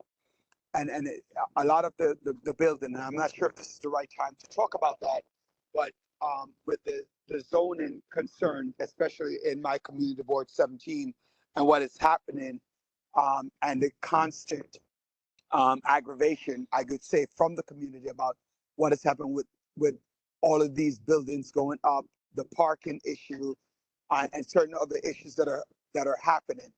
And also, when I just want to make one correction with the EV, the EV zone for me, especially those that are in my district, they do take up spaces because there are no standing except for EV vehicles. So clearly, if there's no standing for EV vehicles, there is an issue of lost parking. So now I have the issue of bike lanes, bike stands, car share, buildings going up. I'm in a two-fare zone, and it doesn't seem like DCP is looking at where my community, as well as some others, can get relief from some of this upzoning, these buildings all over the place, and all of these different issues. So it's not one factor that affects the community. Is all of, I mean, one factor does affect, but when you start adding these factors together, it's creating a lot of issues within my community that I represent. And so I hear the conversation about having but I would like to, I know September coming, is that invitation is going to be opened up, especially for my rezoning committee, to have you guys to come out and have those conversations. I know a number of our city, 4 out of the 5 city council people who represent my district have signed on to some of these issues and the negative impact that it has done on our community. So I would actually like to see you guys come out either to my rezoning committee or my general board meeting, which is the 3rd Wednesday of the month. I'm not going to ask to come out in June because it's a little unfair, but I think especially September coming out, that should be, we should be prioritizing that. And we also wrote several letters to the ECP, and I'm waiting on some responses as well. So those are some of my gripes. There are more, but that's some of them immediately. Thank you, Chairperson Daly. The director of the Brooklyn office of Department of City Planning did put in the chat email stating if there are meeting requests to communicate them to the director. So I do believe CB 17's request, we will forward that in email on to you. And Department of City Planning has also indicated willingness to attend meetings during this month of June. So if you do require them to attend, that can be accommodated. Any other questions or comments for the Department of City Planning on the City of Yes matter? Ms. Williams. Hi, I'm Deborah Williams from Community Board 16, and I'm the second chair. I was wondering, how is the environment? Have there been an environmental review or anything like that with this project going on? Absolutely. We conducted an environmental assessment. The report is at the link that I placed in the chat, and everyone's welcome to read it, take a look at the findings. You. And you also said about that, like the gentleman was saying about like parking in our community, the parking is really, really hard. So with electric cars and all of these things coming in, you said the parking is not going to be affected. Did I hear that right? Or You did that. You did hear that right. but how is not going to be affected when they coming in with all of these different things? So the zoning text proposal as before the board is not reducing or eliminating parking requirements in the zoning resolution that exists today. We are not changing those requirements, and on-street parking is not subject to zoning. It is the right-of-way. The street is subject to DOT's jurisdiction. So this proposal doesn't affect anything within DOT's jurisdiction. So the answer to your question is the proposal is not changing any parking requirements. Thank you. And one other question: is NYCHA, any builders in NYCHA involved in this, or will be involved in this? We've spoken to NYCHA in the development of the proposal. A number of the fixes that we've identified build directly on case studies from attempts to retrofit NYCHA buildings, where the requirement to obtain mayoral zoning overrides to add things like heat pumps and extra insulation and rooftop solar drove up the time frame and the cost of those retrofits for NYCHA. So those case studies are absolutely part of the development of this project, and to the intent to eliminate through easing and clarifying in zoning those common sense projects. The intent here is to reduce that time, reduce that cost, both for NYCHA as well as for everyone in the city going forward. Thank you. Thank you. Great questions. Second Vice Chair Williams of CB 16.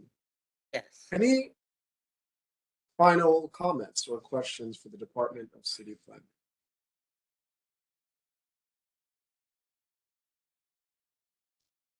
Hearing none.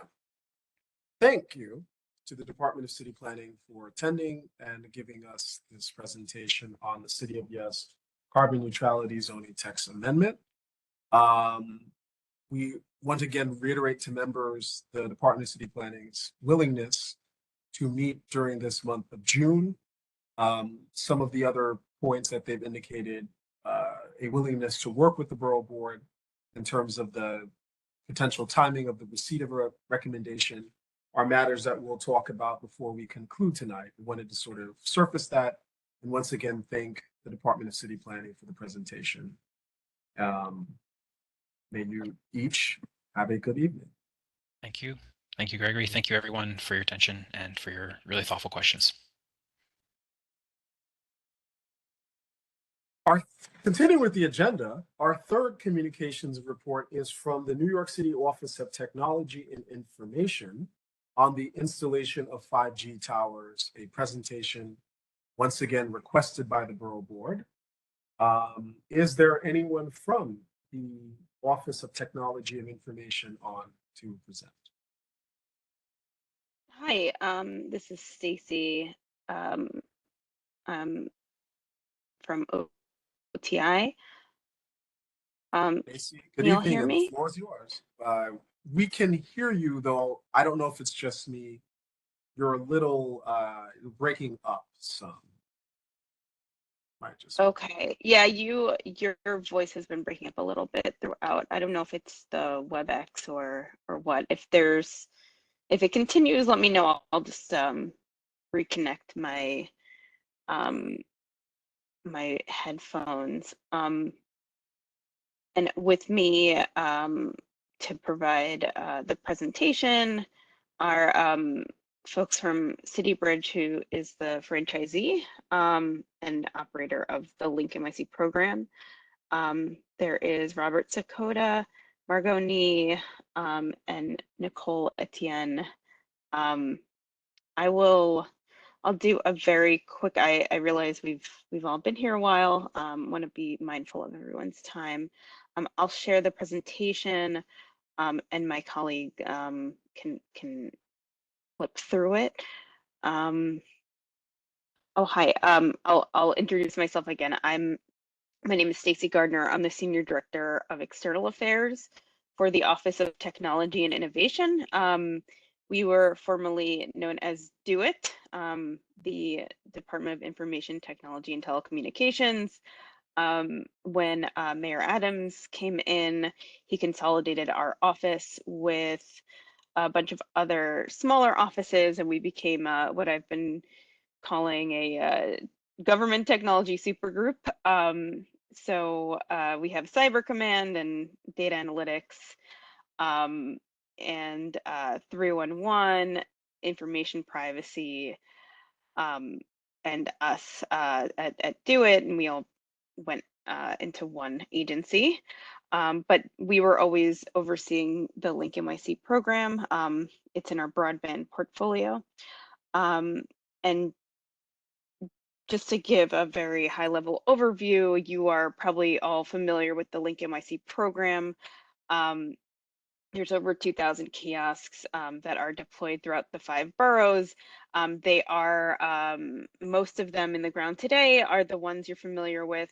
They have advertising screens. They're on the edge of the sidewalks. And they provide free Wi-Fi, free nationwide calling, free device charging, and a tablet for many services, including a dedicated button for 911, access to maps, 311, services to find social services in the area, and video relay services for the deaf and hard of hearing.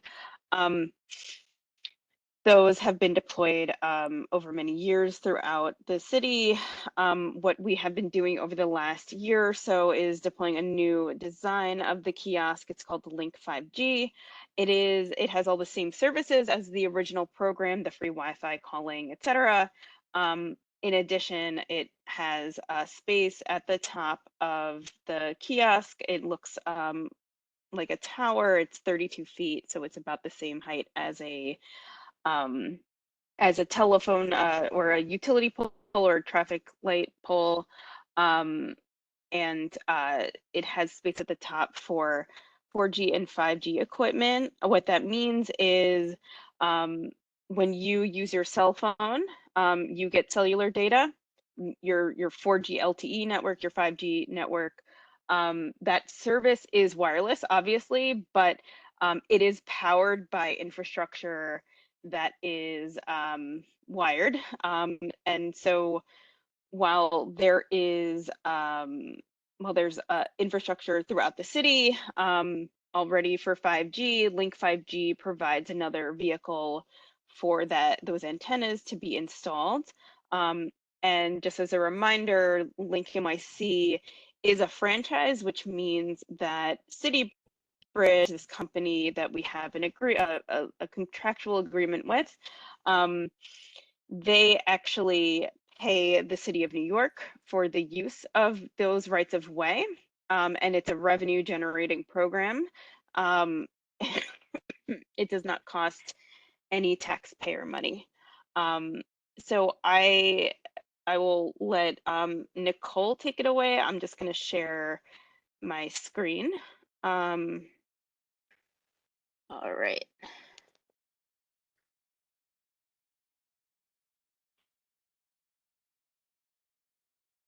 Is everyone able to see the presentation right now? No. Oh, pardon. No? There is Okay. a white screen appears, at least on my end, for other members. Okay. Hold on a second. Here it is. You got it. You do? Oh, there we go. Yeah. Okay. All right. So, is it Rob or Nicole? Which of you would like to take it away? I'll start it off. Okay. Want to open it out to full screen? Hold on. Good evening, everyone. Thank you all for your time and your dedication to Brooklyn and the city. We really appreciate the opportunity to be able to speak before you this evening. So I know this is long work, hard work, volunteer work, unpaid work. So I really appreciate the time and effort that you put into serving your communities. As Stacy mentioned, my name is Nicole Robinson Etienne. I am the Director of External Affairs for Link NYC. It's a late night and I know we're limited in time, but I did want to give you a quick overview of the Link program. Some of you have heard it before because we've been before you with specific sites that we have proposed for the new Link 5G, and there are others that have not received the presentation yet, at least this version of it, because we have not had the opportunity to propose any sites for your district. So this provides you with a good overview of the program. Next slide, please. Here you go. So keep it simple. What you see on the screen is the purpose of the Link NYC program to provide free and equitable access to connectivity, information, and wireless services. Simply put, we are the service that provides the high-speed free public Wi-Fi throughout New York City. We provide the free phone calls anywhere in the country, and provide a whole host of number of services, including access to government and social services, and free advertising to community boards, nonprofits, and local businesses, as well as free charging of mobile devices via a USB port on the kiosk. So what you see there is the original version that we have 2,000 of across the city, and almost 300 of which are in Brooklyn. Next slide. And as you know, the Link NYC program is one of many programs in the city that is supporting the efforts to help close the digital divide. In addition to expanding the access to the free high-speed internet and the fiber infrastructure that runs underneath it, we've opened a gigabit center in each borough, partnering with nonprofits to offer the high-speed network connectivity to select community centers and digital literacy training programs. And in March of this year, our Brooklyn Center was launched, and in partnership with Digital Girl, the West Indian American Day Carnival Association, at the Major Owens Health and Wellness Center in Crown Heights. And we've also offered sponsored a number of free programming for the community at the Gigabit Center. And in addition to providing the free Wi-Fi to the Digital Girl space, we've also, this is now the largest Gigabit Center in the city, because we've also powered the Betty Carter Auditorium for the Arts, that large community space that a number of nonprofits and organizations across the borough get the opportunity to use. So a lot of people beyond the Digital Girl programming and the Wyatica programming can get access to the free high-speed internet that we provide at the Brooklyn Gigabit Center. The next slide. So I don't have to tell this audience that so many aspects of life, including schooling, business, and telemedicine, continue to shift online and require digital connection. The public need for 5G cellular and internet connectivity increases every day. People rely on either in-home broadband internet access or the use of their cell phone data plan to hotspot in their home. But unfortunately, there are still 3.4 million New Yorkers who don't have home and broadband services. Next slide.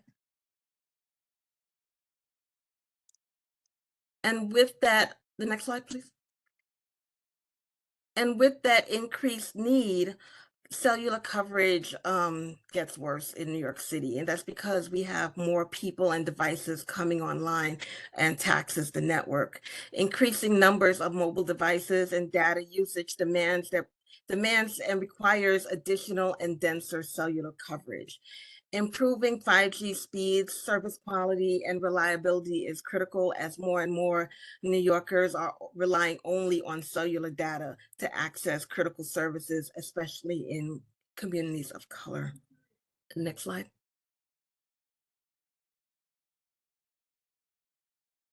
So in 2021, we launched the previous slide. We launched the new and upgraded second generation version of the Lynx, which is the Link 5G. And it was designed to be consistent with the look and feel of the original Link kiosk. As you can see, they still have the tablet where you can make the free phone calls and access city services, including the dedicated 911 button. And we also now have a one-touch dialer to access the 988 mental health services. Next slide. So, and the real difference, the only difference really between the old, or the original Lynx and the new Link 5G is that it's taller and that it will become 5G enabled. And each Link 5G kiosk will be able to serve multiple wireless carrier networks. And the expansion of Link to more neighborhoods will mean better cellular services in more places and much faster 5G than would otherwise be possible in New York. Next slide.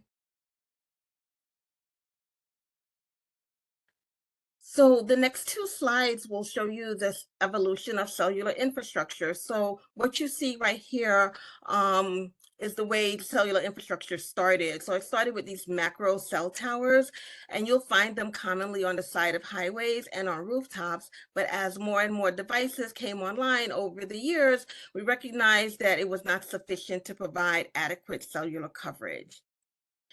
And on the next slide, you'll see on the right are the pole tops that are on top of, on the left, that are on top of existing street furniture, like on light poles.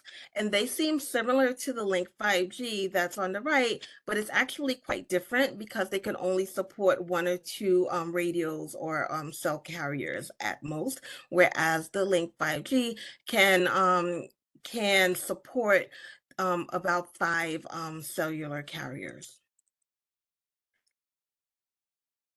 So how is Link 5G different? And what's the purpose? So Link 5G is different from the prior iterations of those telecommunications equipment that we just saw, because like I mentioned, they're designed to be multi-tenant and multi-technology structures that could seamlessly integrate into the streetscape of New York without sacrificing technology. The new structure, as I mentioned, enables ultra-fast wireless services from multiple telecom providers. And the highlights of this structure includes those 5 independent RF optimized bays to house the antennas and radios from companies such as the T-Mobile and Verizon and AT&T that are commonplace providers for cellular coverage. So I'm going to pass the baton over to my colleague, Rob Sakota. He's the president of the City Bridge Wireless Division, and he's gonna walk you through the design and the siting process But just wanted to just note that a lot of careful consideration goes into each site before it's proposed, and we consider significantly community review and community input. We value your voices, and we appreciate your time to hear the proposal today. There you go, Rob. Thank you, Nicole, and thank you, everybody, for taking the time to listen to us tonight. As Nicole said, we think that the deployment of the Link NYC kiosks, and in particular, the Link 5G structure, is really key to ensuring that New Yorkers get the cellular service they deserve in the future, as well as ensuring that there's a digital safety net through the free Wi-Fi system that will enable people to ensure that if all else fails, there's a place they can get free Wi-Fi. But the slide up here gives some people, their initial reaction to the Link 5G is, hey, that's really big. And as Nicole mentioned, it's really just the same size as the light pole. You can see other types of installations in different places. We've depicted in the right in New Jersey, they've got multi-tenant poles, which are almost twice the size of the Link 5G. In other places like Las Vegas, they've got larger poles, which don't have a shroud on the top, which encapsulates all the equipment, has a very unkept look compared to the Link 5G. So we think Link 5G, gives a lot of services in a way that's, compact at some level compared to the alternatives. This slide gives you a little bit of a cross section of what's going on inside the Link 5G. As Nicole mentioned, the top 5 bays, we call them, those are places where antennas can go, are purpose built to basically optimize radio coverage. Because while there are other structures out there like the light poles weren't really initially designed to carry radios. They've been retrofitted to be able to fit because they're out there. But with the Link 5G, we wanted to make sure that we designed a structure which would provide the best service. So we've got 5 specially designed bays at the top, all of which can house cellular radio, other types of wireless services, including the Wi-Fi, which by bringing up to a much higher level than the original kiosk, we're providing a much better service. And just as an example of that is there are approximately 2,000 of the existing Link kiosks out there. Ultimately, the program will have 4,000 kiosks. We'll double the number of kiosks, but by using the Link 5G and by deploying them in a way that's better for RF dispersion or use, even though we're just doubling the number of kiosks, we're going to quadruple or 4x increase the geographic coverage of the free Wi-Fi. And we think that's a very important service to be able to deliver to New Yorkers. Next slide, Stacy. So this slide just gives you a little bit of a background on what's going on, what are these services that we'd be getting, and there are different services that work differently from a cell phone perspective. The service over on the right, the 4G band, is probably the service that most of your cell phones are working on a day-to-day basis, and will largely continue to work on as we begin to transition to the new generation of cellular phone services, which is called 5G.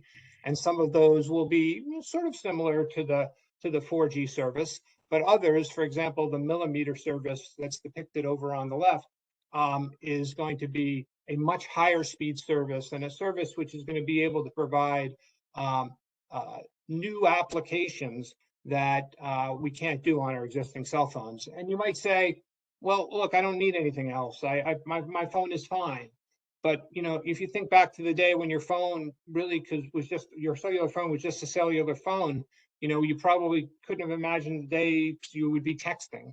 And then when you had a phone that texts, people said, no, we've got to move to the next generation. And you said, well, no, this is good. I can talk on my phone and text. You didn't realize, well, the next thing you could do is you could browse on websites, and you could download videos, you can do all these different things. And again, I think the hope here are that by moving into this next generation of cellular services, 5G, there'll be a whole range of new applications that people will come to use and benefit from moving forward. And that's really why we need to continue to invest in our infrastructure to ensure we can not only continue to provide the services we provide today, but provide new services in the future. Next slide.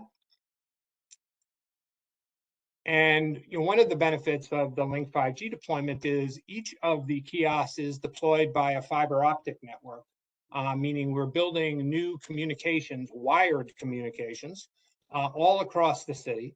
And because the all of the new deployments, 90% of them are going to be in the outer boroughs or above 96th Street in Manhattan, this is largely going to be a program moving forward that's going to ensure that the outer boroughs get their fair share of telecommunications infrastructure, which may not have occurred in the past. And by allowing or ensuring that we're deploying additional fiber optic network infrastructure throughout the city, that fiber will be there and available potentially for other service providers to ensure that other services, wired services, are also going to be available to local residents. Next slide.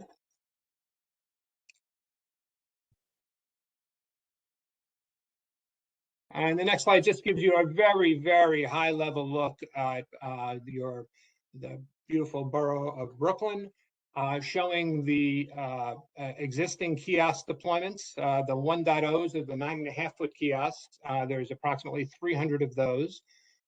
There's approximately 25 of the new Link 5Gs that we've been discussing. Those are the green diamonds on the screen. And then we've got proposals for both new Link 5Gs and a couple of the proposals for the older kiosk. We're phasing that one out, but we still have a few that will continue to deploy, but largely moving forward, the deployment will be of the Link 5G. Next slide.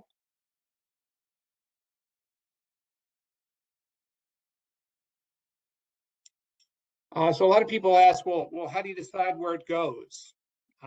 Well, as I said, the first decision is that we've agreed with the city that 90% are going to go in the outer boroughs, or above 96th Street. That's a first cut at how we're deciding. A second cut is that the city has indicated that certain equity community districts that it's designated need to receive a certain number of new kiosks to ensure that those communities are not left behind. So those equity communities also receive or will ensure that we're going to be deploying there.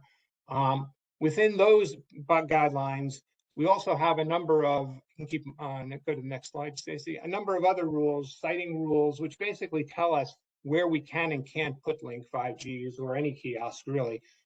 These are very, very detailed rules. You'll see these are not all of them, these 29 we've got listed here, to ensure that there's sufficient space on the sidewalk for people to walk by, to ensure that they're not put on corners, to create blockades for people walking across the street, that they're not too close to a parking meter, that they're not too close to a firebox. Basically, the idea here is to ensure that we disrupt street space as little as possible. Now, does that mean there's no disruption? No. Obviously, by putting a structure out on the street, it creates some issues. But our hope, but we recognize that street space is valuable. And originally, these kiosks are really meant to replace the phone booths. Part of the franchise was that City Bridge has removed over 7,000 payphone booths across New York City. So yes, are we using street space up for the kiosk? We are, but we're also freed up a whole bunch of space by removing the payphone booths. And we're hoping that by smarter utilization of that street, by using these kiosks, we're going to be providing more services to New Yorkers. Next slide.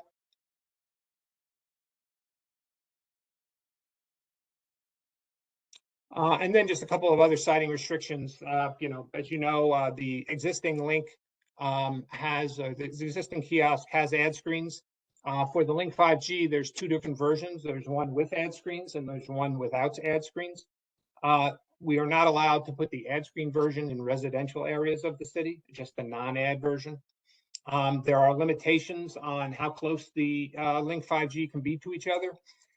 In many instances, you'll see the older kiosks are within 100 feet of each other, but we can only put the Link 5Gs one per block and certainly no closer than 200 feet. And there are additional approvals, in addition to the approvals from the Office of Technology and Innovation, to the extent that the kiosk is deployed in a park, we need parks approval. To the extent a kiosk is deployed alongside or in a historic district, we also need to get approval of the Landmark Preservation Committee. So this is a multi-layer review with additional layers of review where required. I think that's it. So thank you very much. And Nicole, myself, Stacy, we're here to answer any questions you might have. Thank you very much. Questions regarding the proposal of 5G towers? We'll start with Ayanna Williams of Councilmember Kagan's office. Good evening. I love the presentation. It was very thought out. I'm all for technology, but I have just a bigger scale question as somebody who's part of the generation that got best of both worlds. I understand that too much of anything is not good. And I know supposedly these RF emissions are considered relatively safe, but now we're talking about putting basically an army of these machines that emit RF energy. I mean, on a larger scale, is that deemed just as safe as it is on the smaller scale? Are there different FCC regulations for this stuff? And what kind of impact studies have they done on people's health and safety? Because this is a lot of energy really close, and it's a lot of it. I'm just concerned. It's a very good question. One that you can imagine we get quite often. It is a reasonable concern for people to say, hey, what are the health and safety impacts? But there have been, first of all, just take a step back. Cell phone technology has been around now for 30 years. And while we're on the 5th generation, at least from a RF emissions perspective, for 1G, 2G, 3G, 4G, 5G, they're really just a continuum of the same technology in terms of at least the RF emissions. So there's nothing really new about 5G which should create any particular concerns. The one real difference with 5G is that it's using some newer frequencies that are slightly higher frequency bands than prior. And what that means is they do carry more information, which is a good thing. But they are actually, higher frequencies actually penetrate buildings and other substances or surfaces less well than some of the existing cell phone services. So, arguably a 5G service on its own is, first of all, I think all of these services are safe, and that is the scientific consensus. It's not just me saying it. All cell phone services are safe, but to the extent you're concerned in particular about 5G, given its differences, it's basically the same or arguably even less of an issue than other cell phone services. In terms of the number of radios, you are correct that we're deploying potentially more radios than you might on a utility pole, but all of it has to meet all of the same guidelines. Regardless of how many we have there, we need to make sure that it meets the guidelines, whether it's 1 radio, 2 radio, or 3 radio. So we're going to make sure that all of these meet the appropriate guidelines, and they're all operated safely. Thank you very much. Chairperson Scavo, CV15. Yes, can you please tell me what is the overall height of these installations? The new Link 5G is 32 feet in height. As Nicole mentioned, that is that we picked a height which was equal to the light poles in New York City. So 32 feet, bottom to top. Correct. 32 feet.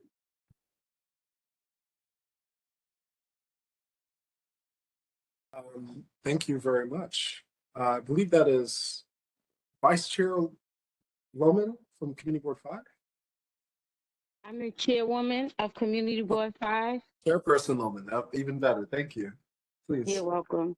My question is a little different, but being that we have the audience of Do It or OTI, I know that you're going to be doing great work, as you stated, putting these kiosks in different areas of the city. But the concern that I have, and the question to you and Stacy is, I've been trying to get the community board, the chairwoman, since April the 5th. I've been trying to get an email address so that I can do board business. And I'm getting a runaround from your company, I mean from OTI, and I need to know, how do I resolve this? And when I was told, when I saw the agenda and saw that you guys would be presenting, I said this would be the perfect opportunity to bring it up to you guys. I mean, we're talking about doing all 5 boroughs, and we can't even get board, the 59 boards, get that right. So how can you assist me, you and Stacy, because I've emailed Ms. Garner on several occasions, to try to get an email address so that I can do board business? From April 5th to now, I still have not been able to resolve. I'm going around and around. I'm asked for ticket numbers, and I just need to resolve getting an email address. If you can help me with that, I truly, truly appreciate it. Yeah, Alice, I truly apologize. That hasn't been resolved yet. The provisioning of an email address is very, very simple and straightforward. And I am not sure what the holdup is. But I will email someone tonight on it, and follow up tomorrow morning to make sure we button that up. It's a very, very, it should be a very simple process. So I really do apologize for that.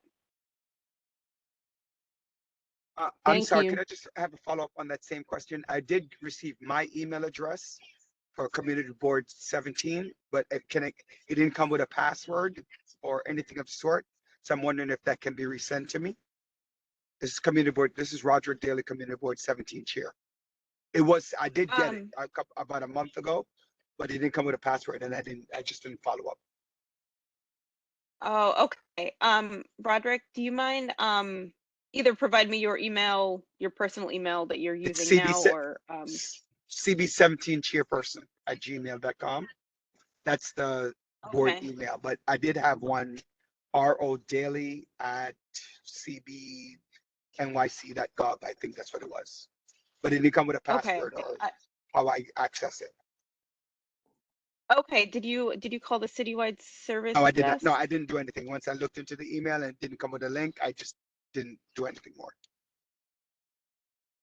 Make sure to follow up on Okay. those, on facilitating those technical questions. So on that level, Chairperson Kapitanakis of Community Board 10. Thank you. I just wanted to mention that this presentation was given to Community Board 10 in January.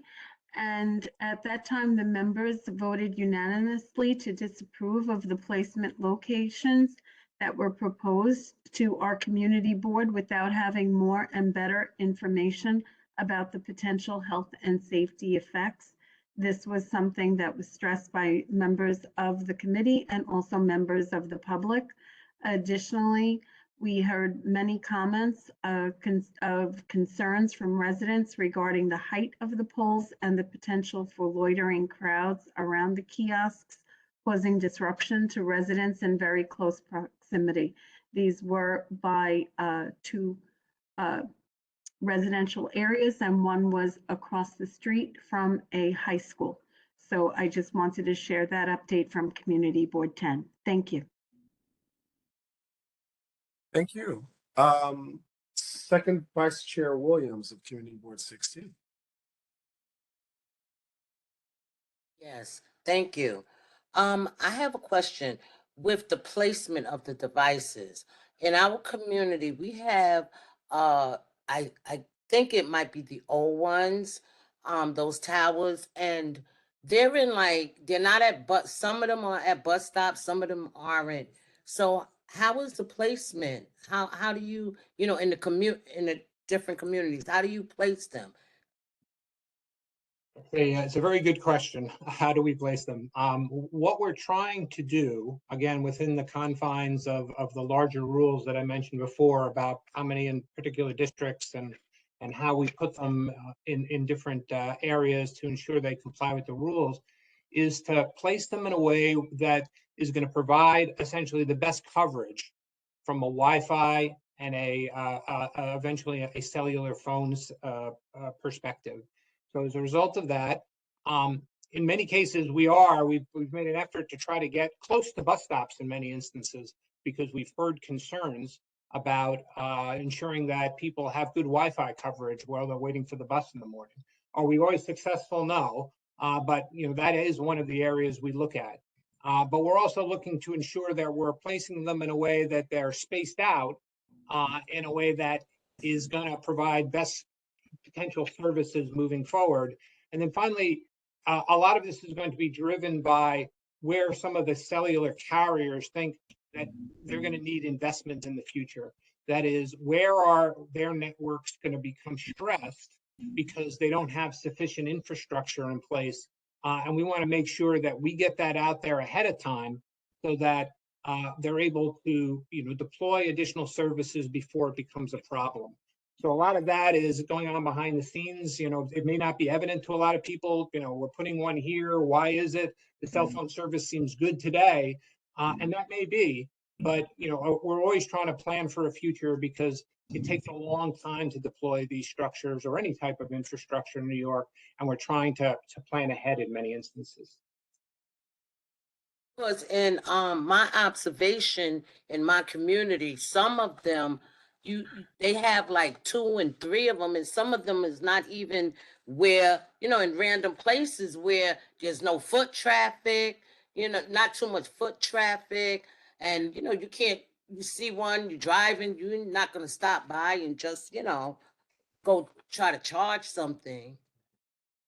So I that's think why I was asking. as we mentioned, the original siting were replacements of where payphones used to be. So that might also be where some of them in CB16 were originally located. They were replacements of payphone sites. So they may have, it might not seem as though they were busy intersections, but that might have been the reason why they were located there.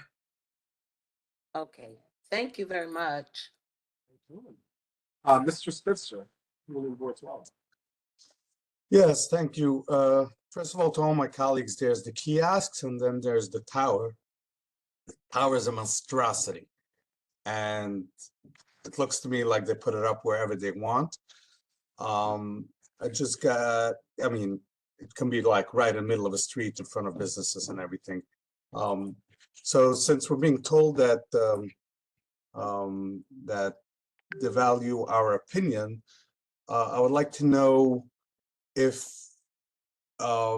if OTI has responded to Borough President Mark Levine's request that you stop installing these things in Manhattan until further concerns are addressed.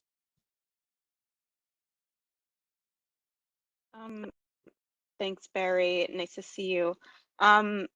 We have not. Well, we have a draft letter that we haven't sent to him yet.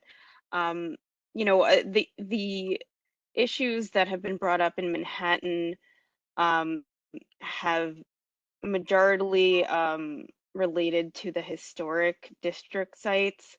And health concerns. There are just many. And health concerns. And you know, depending on the community board, depends on what they bring up. I would How say many that community boards have already gone on record as opposing this? Do you have a count? I don't have a count off the top of my head. As far as I know, it's but around 12. Am I correct? I'm not 100% sure. But we Well, I have have the been list, so yeah, it's around that number. I'm really want to know. I mean, has any study been done, health-wise? Because these are very close to, I have one tower that's installed like on a very busy place. I mean, right next to houses and the businesses. So can you point to me a health study that says this is okay? That you guys did, that you guys commissioned, that says this is okay to be so close to people? I'm talking about the towers, not the kiosks. Right, right. So we don't regulate RF emissions. So we have not done a study on RF emissions that is in the court of the FCC.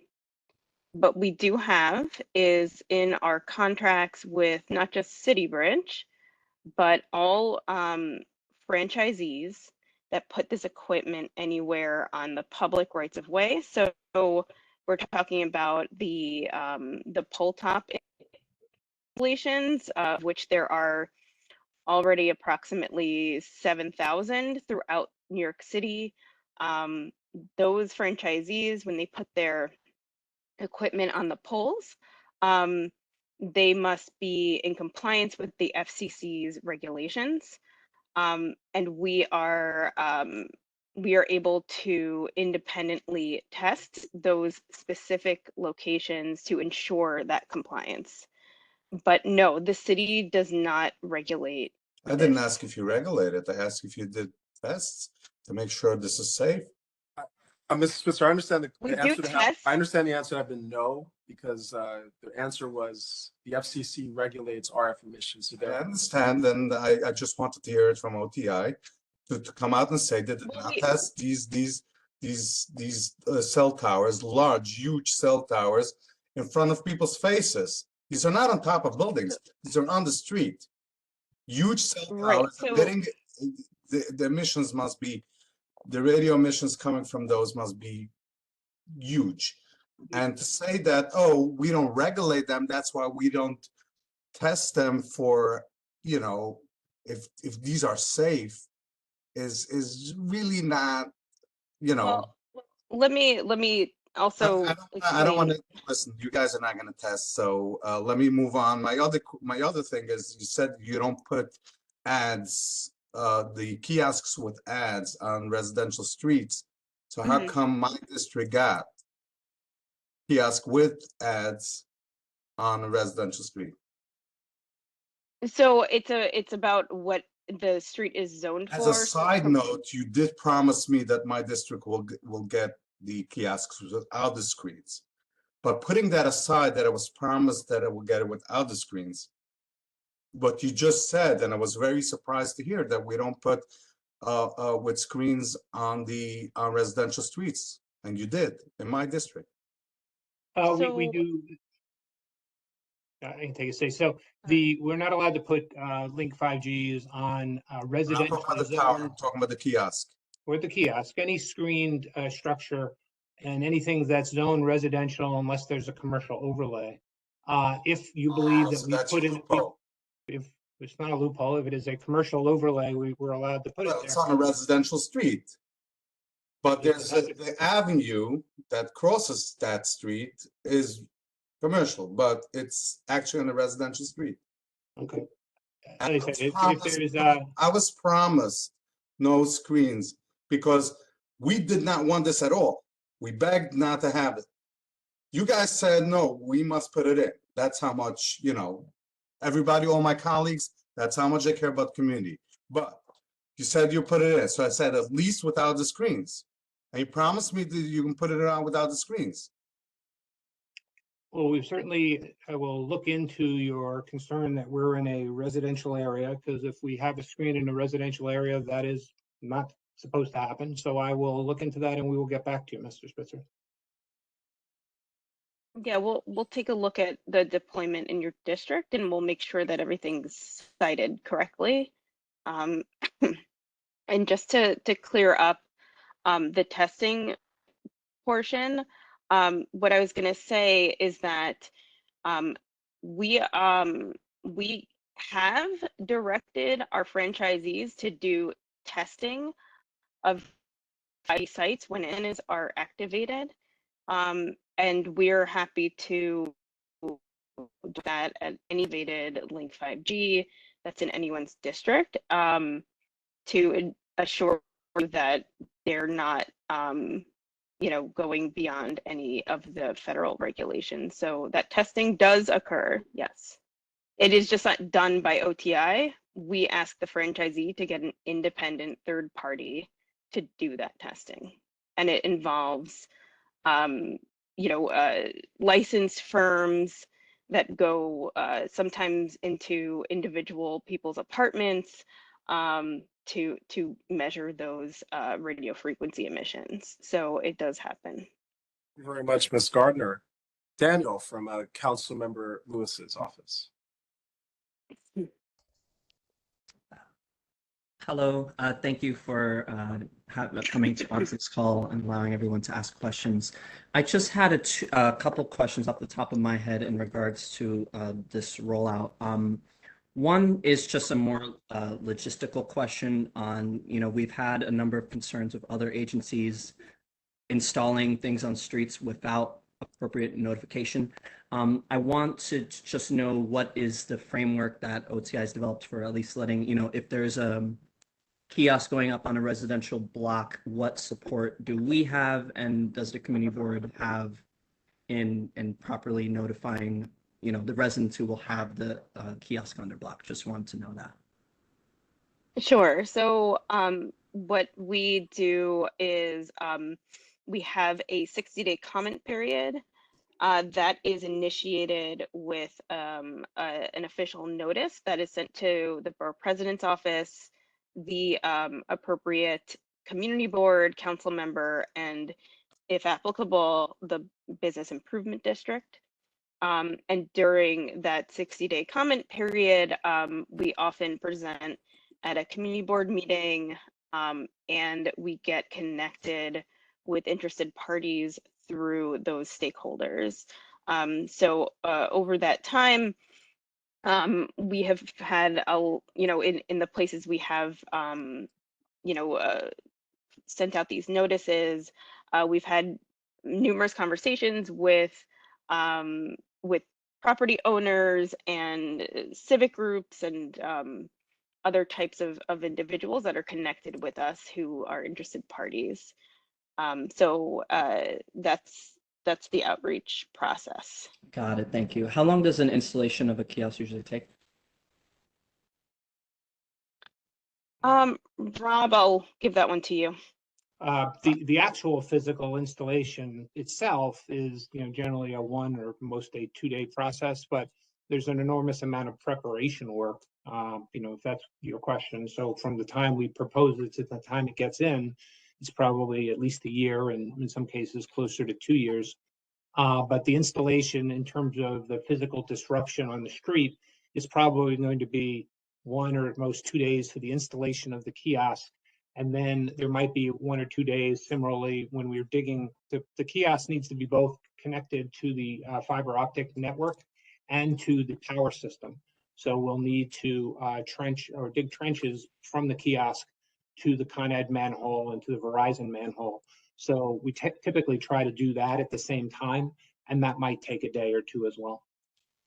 Got it. Okay. And just a last one.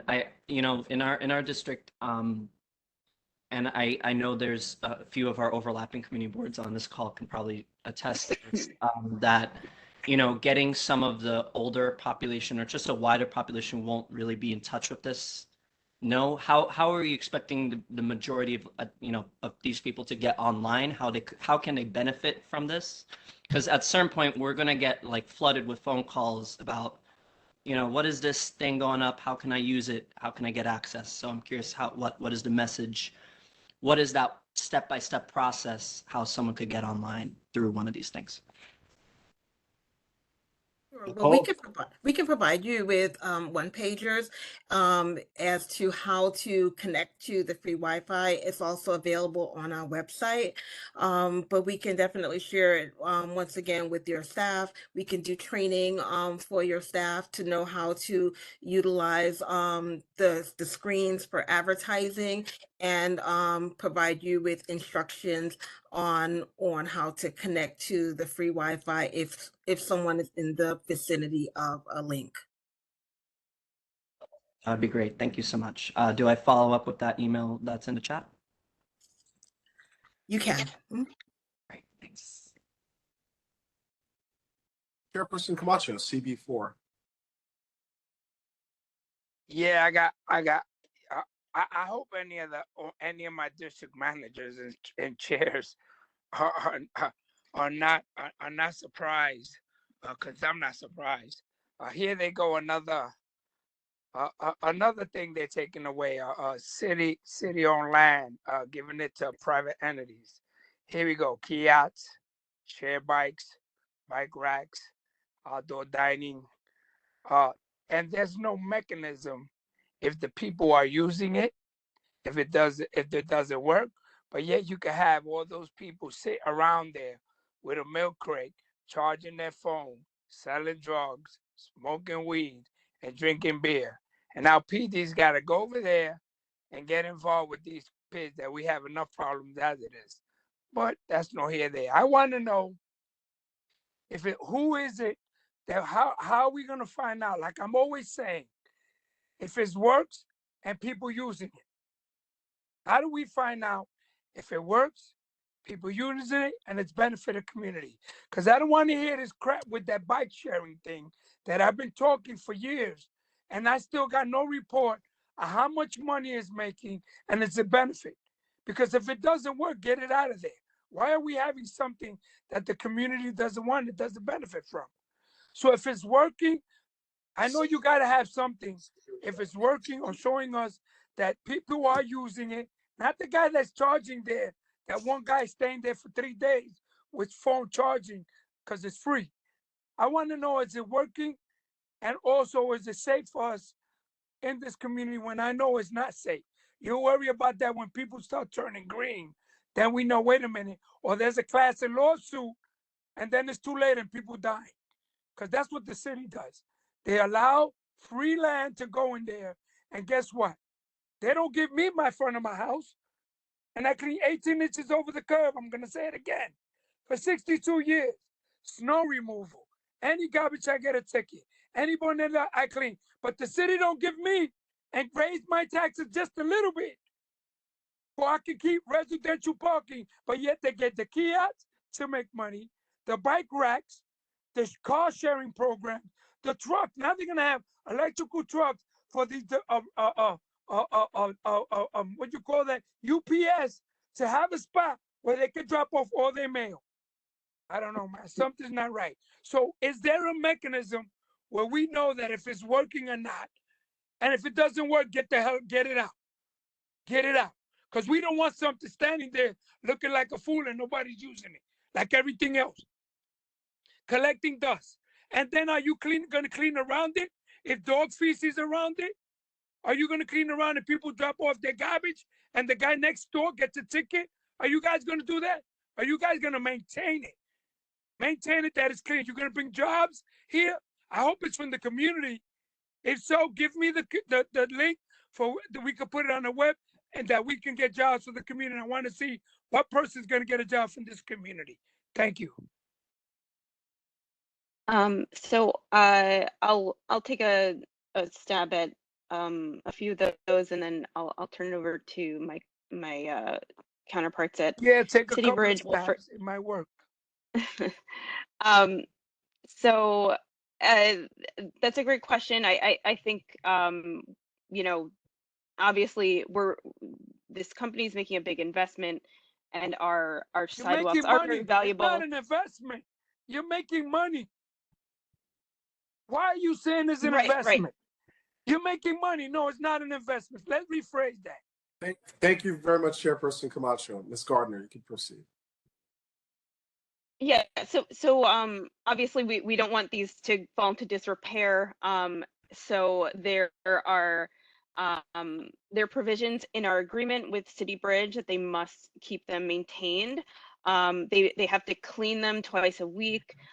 All of their components must be fixed within a certain number of days. And the City Bridge folks have night crews that do this maintenance work. So they're definitely there's definitely contract mechanisms that keep them in good shape. As far as who is using them and how often, you know, the citywide numbers are that there are over 13 million subscribers to the network, and there's about 400,000 calls made every month. Please, if I'm getting this wrong, Nicole, stop I'm me. talking about my district, CB4. Don't put all of us in a bubble. Okay. Is there a mechanism where CB4 can look at that each of those kiosks that you put, them garbage that you put along, if it's benefit the community? Is there any place, not all Yeah. the also all in the bubble? I don't want. I No, want to no, know if there's some way I can see where it's benefiting the community and we're using it. And then you're saying Yes, cleaning. yeah. So I hope you're not like the bike racks, because they're not cleaning it. Because I know for a fact. Mm-hmm.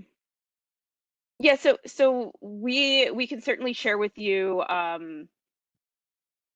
some usage that's tailored specifically to your community. We can follow up with you on that, but we do have kiosk by kiosk how much folks are using them. And I know it ain't Latinos and blacks. It's got to be in an area where it's gentrified. Thank you. Thank you very much. I believe news from Council Member Hanif's office had a hand up.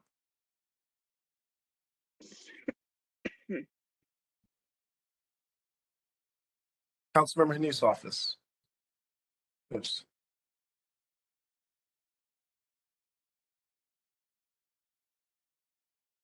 Might have lost. Wait, sorry, can you hear me? Yes. Okay, sorry, I was having some audio issues. I'll be very quick. I know that we're running way over time here, but yeah, I just feel like I want to offer another perspective about this situation. Like, there have been tons of folks that have come to our office because of resources that they've seen through Link NYC advertisements about pantries and about different resources around. And like many of the folks that would use this, you know, are not here on this call. So I just want to like put that out there just because like whether or not we like it, this is really connectivity to the internet is just like, again, you know, severely under-resourced all across the city. And we just need to like, I think while all these other concerns are valid, I don't think we're getting anywhere by comparing it to other facilities like bike racks. Like those are two completely separate things. I just like would like to hear alternative suggestions to bridging this digital divide if people have problems with these towers going up. And other issues that people have brought up. As someone who has grown up in New York City all their life and lives, you know, in a district that I don't necessarily represent, like people are surviving sometimes off of the power that this is providing when it comes to charging their phones and so on and so forth. And then we have a whole bunch of asylum seekers coming in to the city, and you know, we need resources all across the board. And if we're taking away phone, you know, if we don't have any more like phone booths in the city, like we need to have alternatives. And I think like we're doing, from my perspective, I think this is more good than it is bad. So yeah, I just wanted to put that out there because there's a lot of criticism, and I personally don't agree with it, and I think that this is a good thing. And everybody does not have a cell phone, according to some comments that I see in the chat. Thank you very much. Are there any more questions for the Office of Technology and Innovation regarding the 5G towers installation? Any more questions? My hand was up. Sorry. This is Chairperson Daly. Chairperson Daly. City All right, 17, so please, the floor is yours. just very quickly, I am in 100% with everybody except for the last speaker. I don't think I find that, and I think this is one of my gripe all day and consistently, a lot of things being dumped into our community that really is underutilized, underused, and the studies, I don't know where these studies come from. And so I think some of the frustration that you're hearing, it comes from these studies that I have no idea what they are. The bike share, the car share that are not used in my community. However, it's maybe a Manhattan thing, right? Or another area thing. So I and just like the health study that was asked about, and the lack thereof,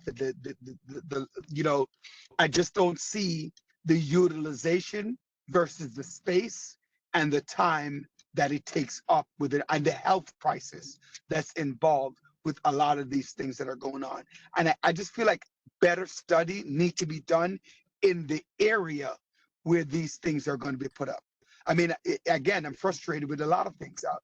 A lot, car share, taking up parking spaces, buildings, upzoning, all these different things. And this is just, and I said earlier in another conversation with DCP, it's not just one thing, it's the add-in of everything that's causing the frustration of myself as a chair for board and other chairs that I'm hearing here in this meeting. And so I just want to make sure I bring that to the attention, the frustration of adding new things to our community that's already oversaturated with different things that are directly affecting, negatively impacting the community, that outside communities that do not represent our community say that it's good for our community on the inside. So and I really would like that study on the health benefits or lack thereof of these towers that's going to be coming up within our communities. Thank you. Thank Chairperson you. Joe. Thank you for that.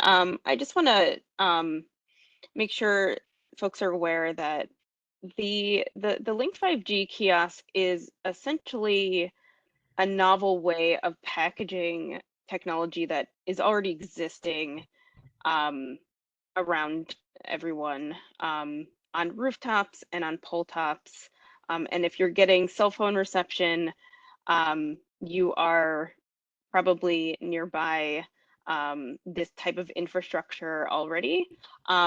Not to say that that makes anything different. I'm just saying that this isn't novel technology that we're testing out anywhere. It is well-established technology that is deployed throughout the country and throughout the world. So this is just another way of delivering it. And I'd also like to say that what we're aiming to do, we're trying to communities with anything that is not beneficial. We're trying to give as much connectivity access as possible. And that comes in so many forms. It comes in the cell phone reception that if you already have a cell phone, your signal will be boosted. If you don't have broadband at home, you can get the free Wi-Fi. If you lose your cell phone, you need to make a phone call. There's free nationwide calling. You can charge your phone on the go. And there's also a dedicated 911 button. So in an emergency, that source is always there as well. So I think, we can share with, and I can share with the borough president's office as well, just so we can all get a sense of just how much the ones that are in the ground are already being used, just so you understand it. It's not, you don't have to stand right next to a Link NYC to use it. The Wi-Fi is, it's picked up on your phone when you sign up, and there are folks who use it for a short period of time. I'd also like to say that I have worked for DoIT/OTI for about 7 years. So the dawn of this program, essentially, I don't get a ton of those complaints at all, of individuals overtaking the kiosks. In the rare event that I do triage those instances with NYPD or DHS, or in rare instances, DSNY, if there has been illegal dumping. So these aren't things we have ignored. It's ongoing collaboration, and we want to make sure that there is net benefit to the community where they are going. And I would add, in terms of usage, sorry. I would just add, in terms of usage, I know there's perception sometimes this is sort of, it's all about Manhattan, but during the pandemic, we noticed obviously there were no people on the streets in many instances, and certainly not in Midtown Manhattan, and the Wi-Fi usage there from the kiosks dropped precipitously. But was very interesting to us that in many areas in the outer boroughs, Wi-Fi usage stayed steady, or in some cases even increased, meaning that during the pandemic, where people really needed to connect, they needed to get on the internet, they may not have been able to get to their office to do so, they were relying on kiosks to connect to the internet, and we view that as a very important service. A survey of our users has indicated that 30% of the people who are using the Link NYC kiosk basically don't have other access to the internet. That's a huge number of people who are relying on these services, and they're not high-income people in Manhattan, certainly. These are people who really depend on this service as a digital safety net. So, it's a service, and it's a service that's being used across the city. Thank you very much. Ms. Williams from Councilmember Kagan's office, is that a new hand? Yes, I just have one more question. Is there any expectation or lack thereof of privacy as far as the use of these signals? Yeah, so that's a great question. So we have a really strong privacy policy on this network. City Bridge is not permitted to collect any personal information other than an email address to sign up for the program. They code it or share. And in fact, we recently released an audit of the privacy portion of the privacy, meaning we hired a firm to look into City Bridge's privacy practices on the Link NYC network. I can share the link in just a moment so you can see it. It's on our website. And they, by and large, have been following the privacy policy. So we are very confident in the fact that our network is really in that regard. It is a lot, the privacy that you achieve on this network is much higher than what you might get in a Starbucks or another public Wi-Fi network. And the reality is we do not know who is using the kiosks where, who's using the Wi-Fi. We don't know what they're looking at. I mean, I can tell you that we, from time to time, get requests from law enforcement asking about people using the kiosk at various times, and our uniform answer is we have no information. We are not able to identify who's using it or where or how they're using it, and that goes to the privacy policy. Is we just don't have this information, and we can't use it. Thank you very much. Any final comments or questions regarding the Office of Technology and Innovation's presentation? Yeah, if they can get it, give them all to Manhattan. I'll give them to them. Further final comments or questions regarding the installation of 5G towers? That was good, Greg. That was good. I like that. No, that has nothing to do with that, Chairperson Camacho, I assure you. Hearing none, just scanning the WebEx. one more time. Seeing no further comments or questions, thank you to everyone as part of the installation of 5G Towers presentation. Thank you very much. There have been requests for information that the Office of Brooklyn Borough President will help facilitate follow-up on that. Otherwise, we thank you so very much for your presentation and for taking the time to answer questions and to hear from community board members expressing concerns and also noting concerns that community boards have already memorialized. May you each have good evenings. Thank you. Thank you very much. Thank you very much. Moving on with our agenda. Our last communications and reports are from members. Are there members who have communications and reports that they would like to share? The one that I should have provided for Borough Hall updates that I want to flag now is not today's, but the week before's. The citywide general council call, general council of all city agencies. At a presentation, we were told by the New York City Law Department that the mayoral state of emergency relating to the COVID-19 pandemic, under which most or many boards have relied, or on which many boards have relied to continue to conduct fully remote meetings, is expected to expire on June 19th. Law Department told us, do not expect that to be renewed. What that means is, starting June 20th, and assuming the Law Department is accurate that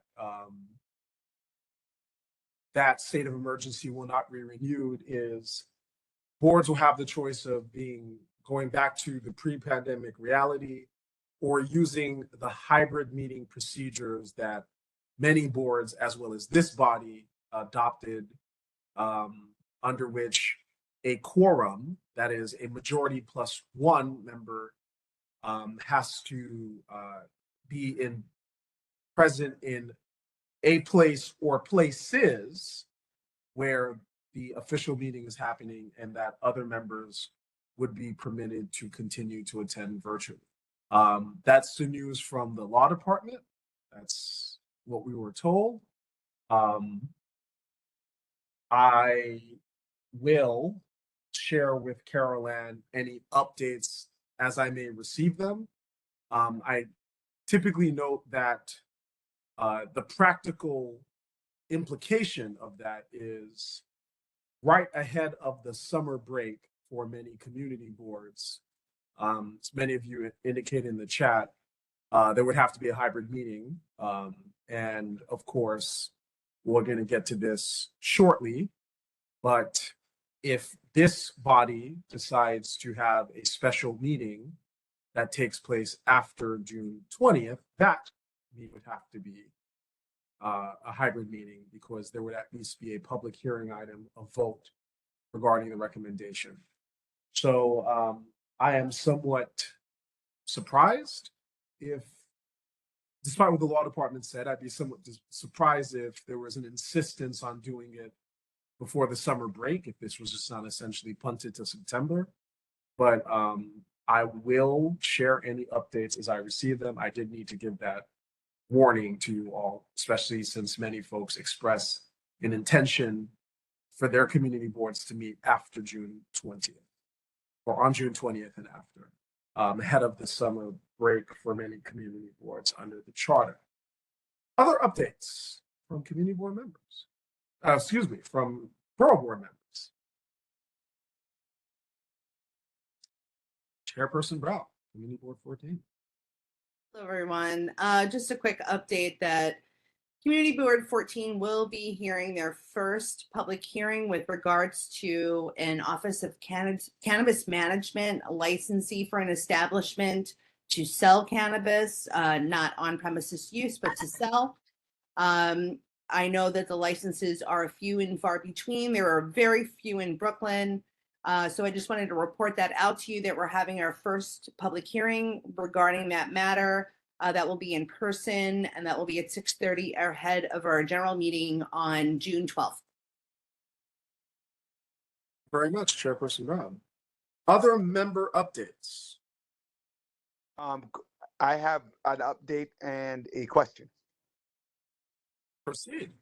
All right. So my update is that tomorrow, I'm not sure if your office had answered yet that we're doing a little meet and greet for the members, and so just informing the bar president's office of that meet and greet. There was an email that went out to the office. I'm not sure if all of you, if you, Carol, and a couple other people have gotten the notification. So tomorrow we'll do a little meet and greet end of year get together at 1298 Utica Avenue. So any chair who would like to come out and say hello, we would appreciate that.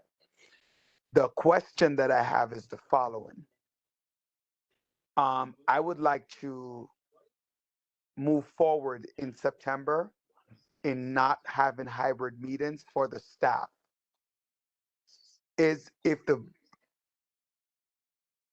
that permissible to ask the staff not to have hybrid meeting, even though possibly committee members, not the community, not the board meeting, because the board meeting is not hybrid. Right? I mean, the board meeting is hybrid, but not for board members. But for committee meetings, can I say to the staff that you actually need to be in the office during the meeting and no longer working from home? I don't know if you know the answer, something that needs to be thought about. But the staff cannot have a hybrid meeting unless it's pre-approved. Yes. Yes to what? Yes, you may. The community board, as part of its ability to regulate its employees, because staff are employees of community boards, can generally direct the time, place, and conditions of work. As a general matter, there are always two caveats. There's, but that whatever sort of general caveat as it relates to certain classifications of workers would not apply. The concern that community board can run into would be some circumstances like people who have reasonable accommodations. As a general matter, yes. As always, if there are individual level questions, we'd be very happy. You can reach out to us and we'll connect you up with someone who can answer the question if there's no clear guidance on this from the city. But yes, the answer generally is yes. Okay, thank you.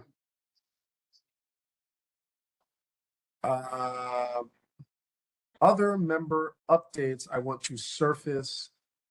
Chairperson Busereth of Community Board 3 notes that the inability to unmute, but that Community Board 3 is hosting a kickoff to their We Are Bed-Stuy initiative this Saturday at Marcy Plaza from 10 a.m. to 2 p.m. Link to a Twitter page, presumably with some information about the event, is provided in the chat area. Other updates from community board members. And I also want to note that Chairperson Daly, in respect to the CB17 update about the get-together, provided the address of that. That is 298 Utica Avenue. 1298. Excuse me, 1298 Utica Avenue. I apologize. 1298 Utica Avenue in Brooklyn, between Avenue D and Foster Avenue. Other updates. Oh, I want to also recognize, in this context, Chairperson Scavo of CB15 asked about, can Borough Hall fight for us to extend the date to July? I'm currently writing to the member of the law department who made the presentation to raise the concern that whatever is done with the expiration of the state of emergency, just allow this July and August break to essentially cover the need for making arrangements for the hybrid meeting or in-person meeting universe. I'll let you know what they say. Other updates.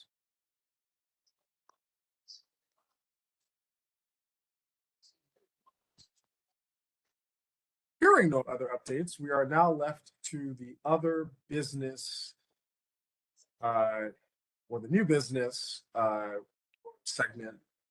Other business means essentially that. The only thing, of course, I will raise is I want to bring us full circle as to the opening statement and to just sort of know how it looks like we're going to proceed. So the big new business item, of course, would be the question as to whether we meet in July for a special meeting. You heard that the recommendation would be due according to the procedure that the Department of City Planning is voluntarily following, they said, on July 3rd. So if there were going to be a special meeting, the window for that would be particularly narrow since, of course, July 3rd is a Monday and a Monday before a public holiday. So what we will do, it sounds like to me, is we will spend the next critical hours getting information from the Department of City Planning, from DCP, to try to get a sense of whether, without creating any legal prejudice to the Borough Board, the matter or recommendation could legitimately be put in September. Once we have that information together, we'll email out everyone a quick little update on that. And then we'll sort of suggest to people, do they want to meet? Here are some potential dates. And we will take it from there. That sort of seems to be the only sensible manner to proceed, consistent with at least the tradition of borough boards not meeting during July and August and having a proper break. Any other new business that anyone wishes to raise?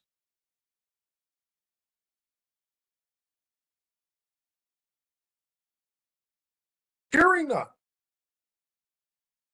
Mr. Chair, I think Daniel from Councilmember Lewis said he has an event he wanted to discuss. Oh, yes, please. Daniel from Councilmember Lewis's office. Floor is yours. Thank you, Chair Baptiste. Yes, so I just wanted to highlight from our office is hosting a Juneteenth celebration and youth rally this month. The information is it's going to be taking place on the 19th, and it is taking place at the Brooklyn Public Library and starting at 11:30 a.m. sharp. We encourage everyone to join us. We're going to have a lot of performances and a youth rally. We're hoping to make it really big this year. It's the 4th annual. So I'll put some details in the chat in case you are interested. Thank you so much.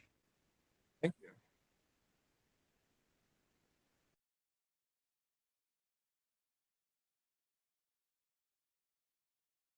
Other new business?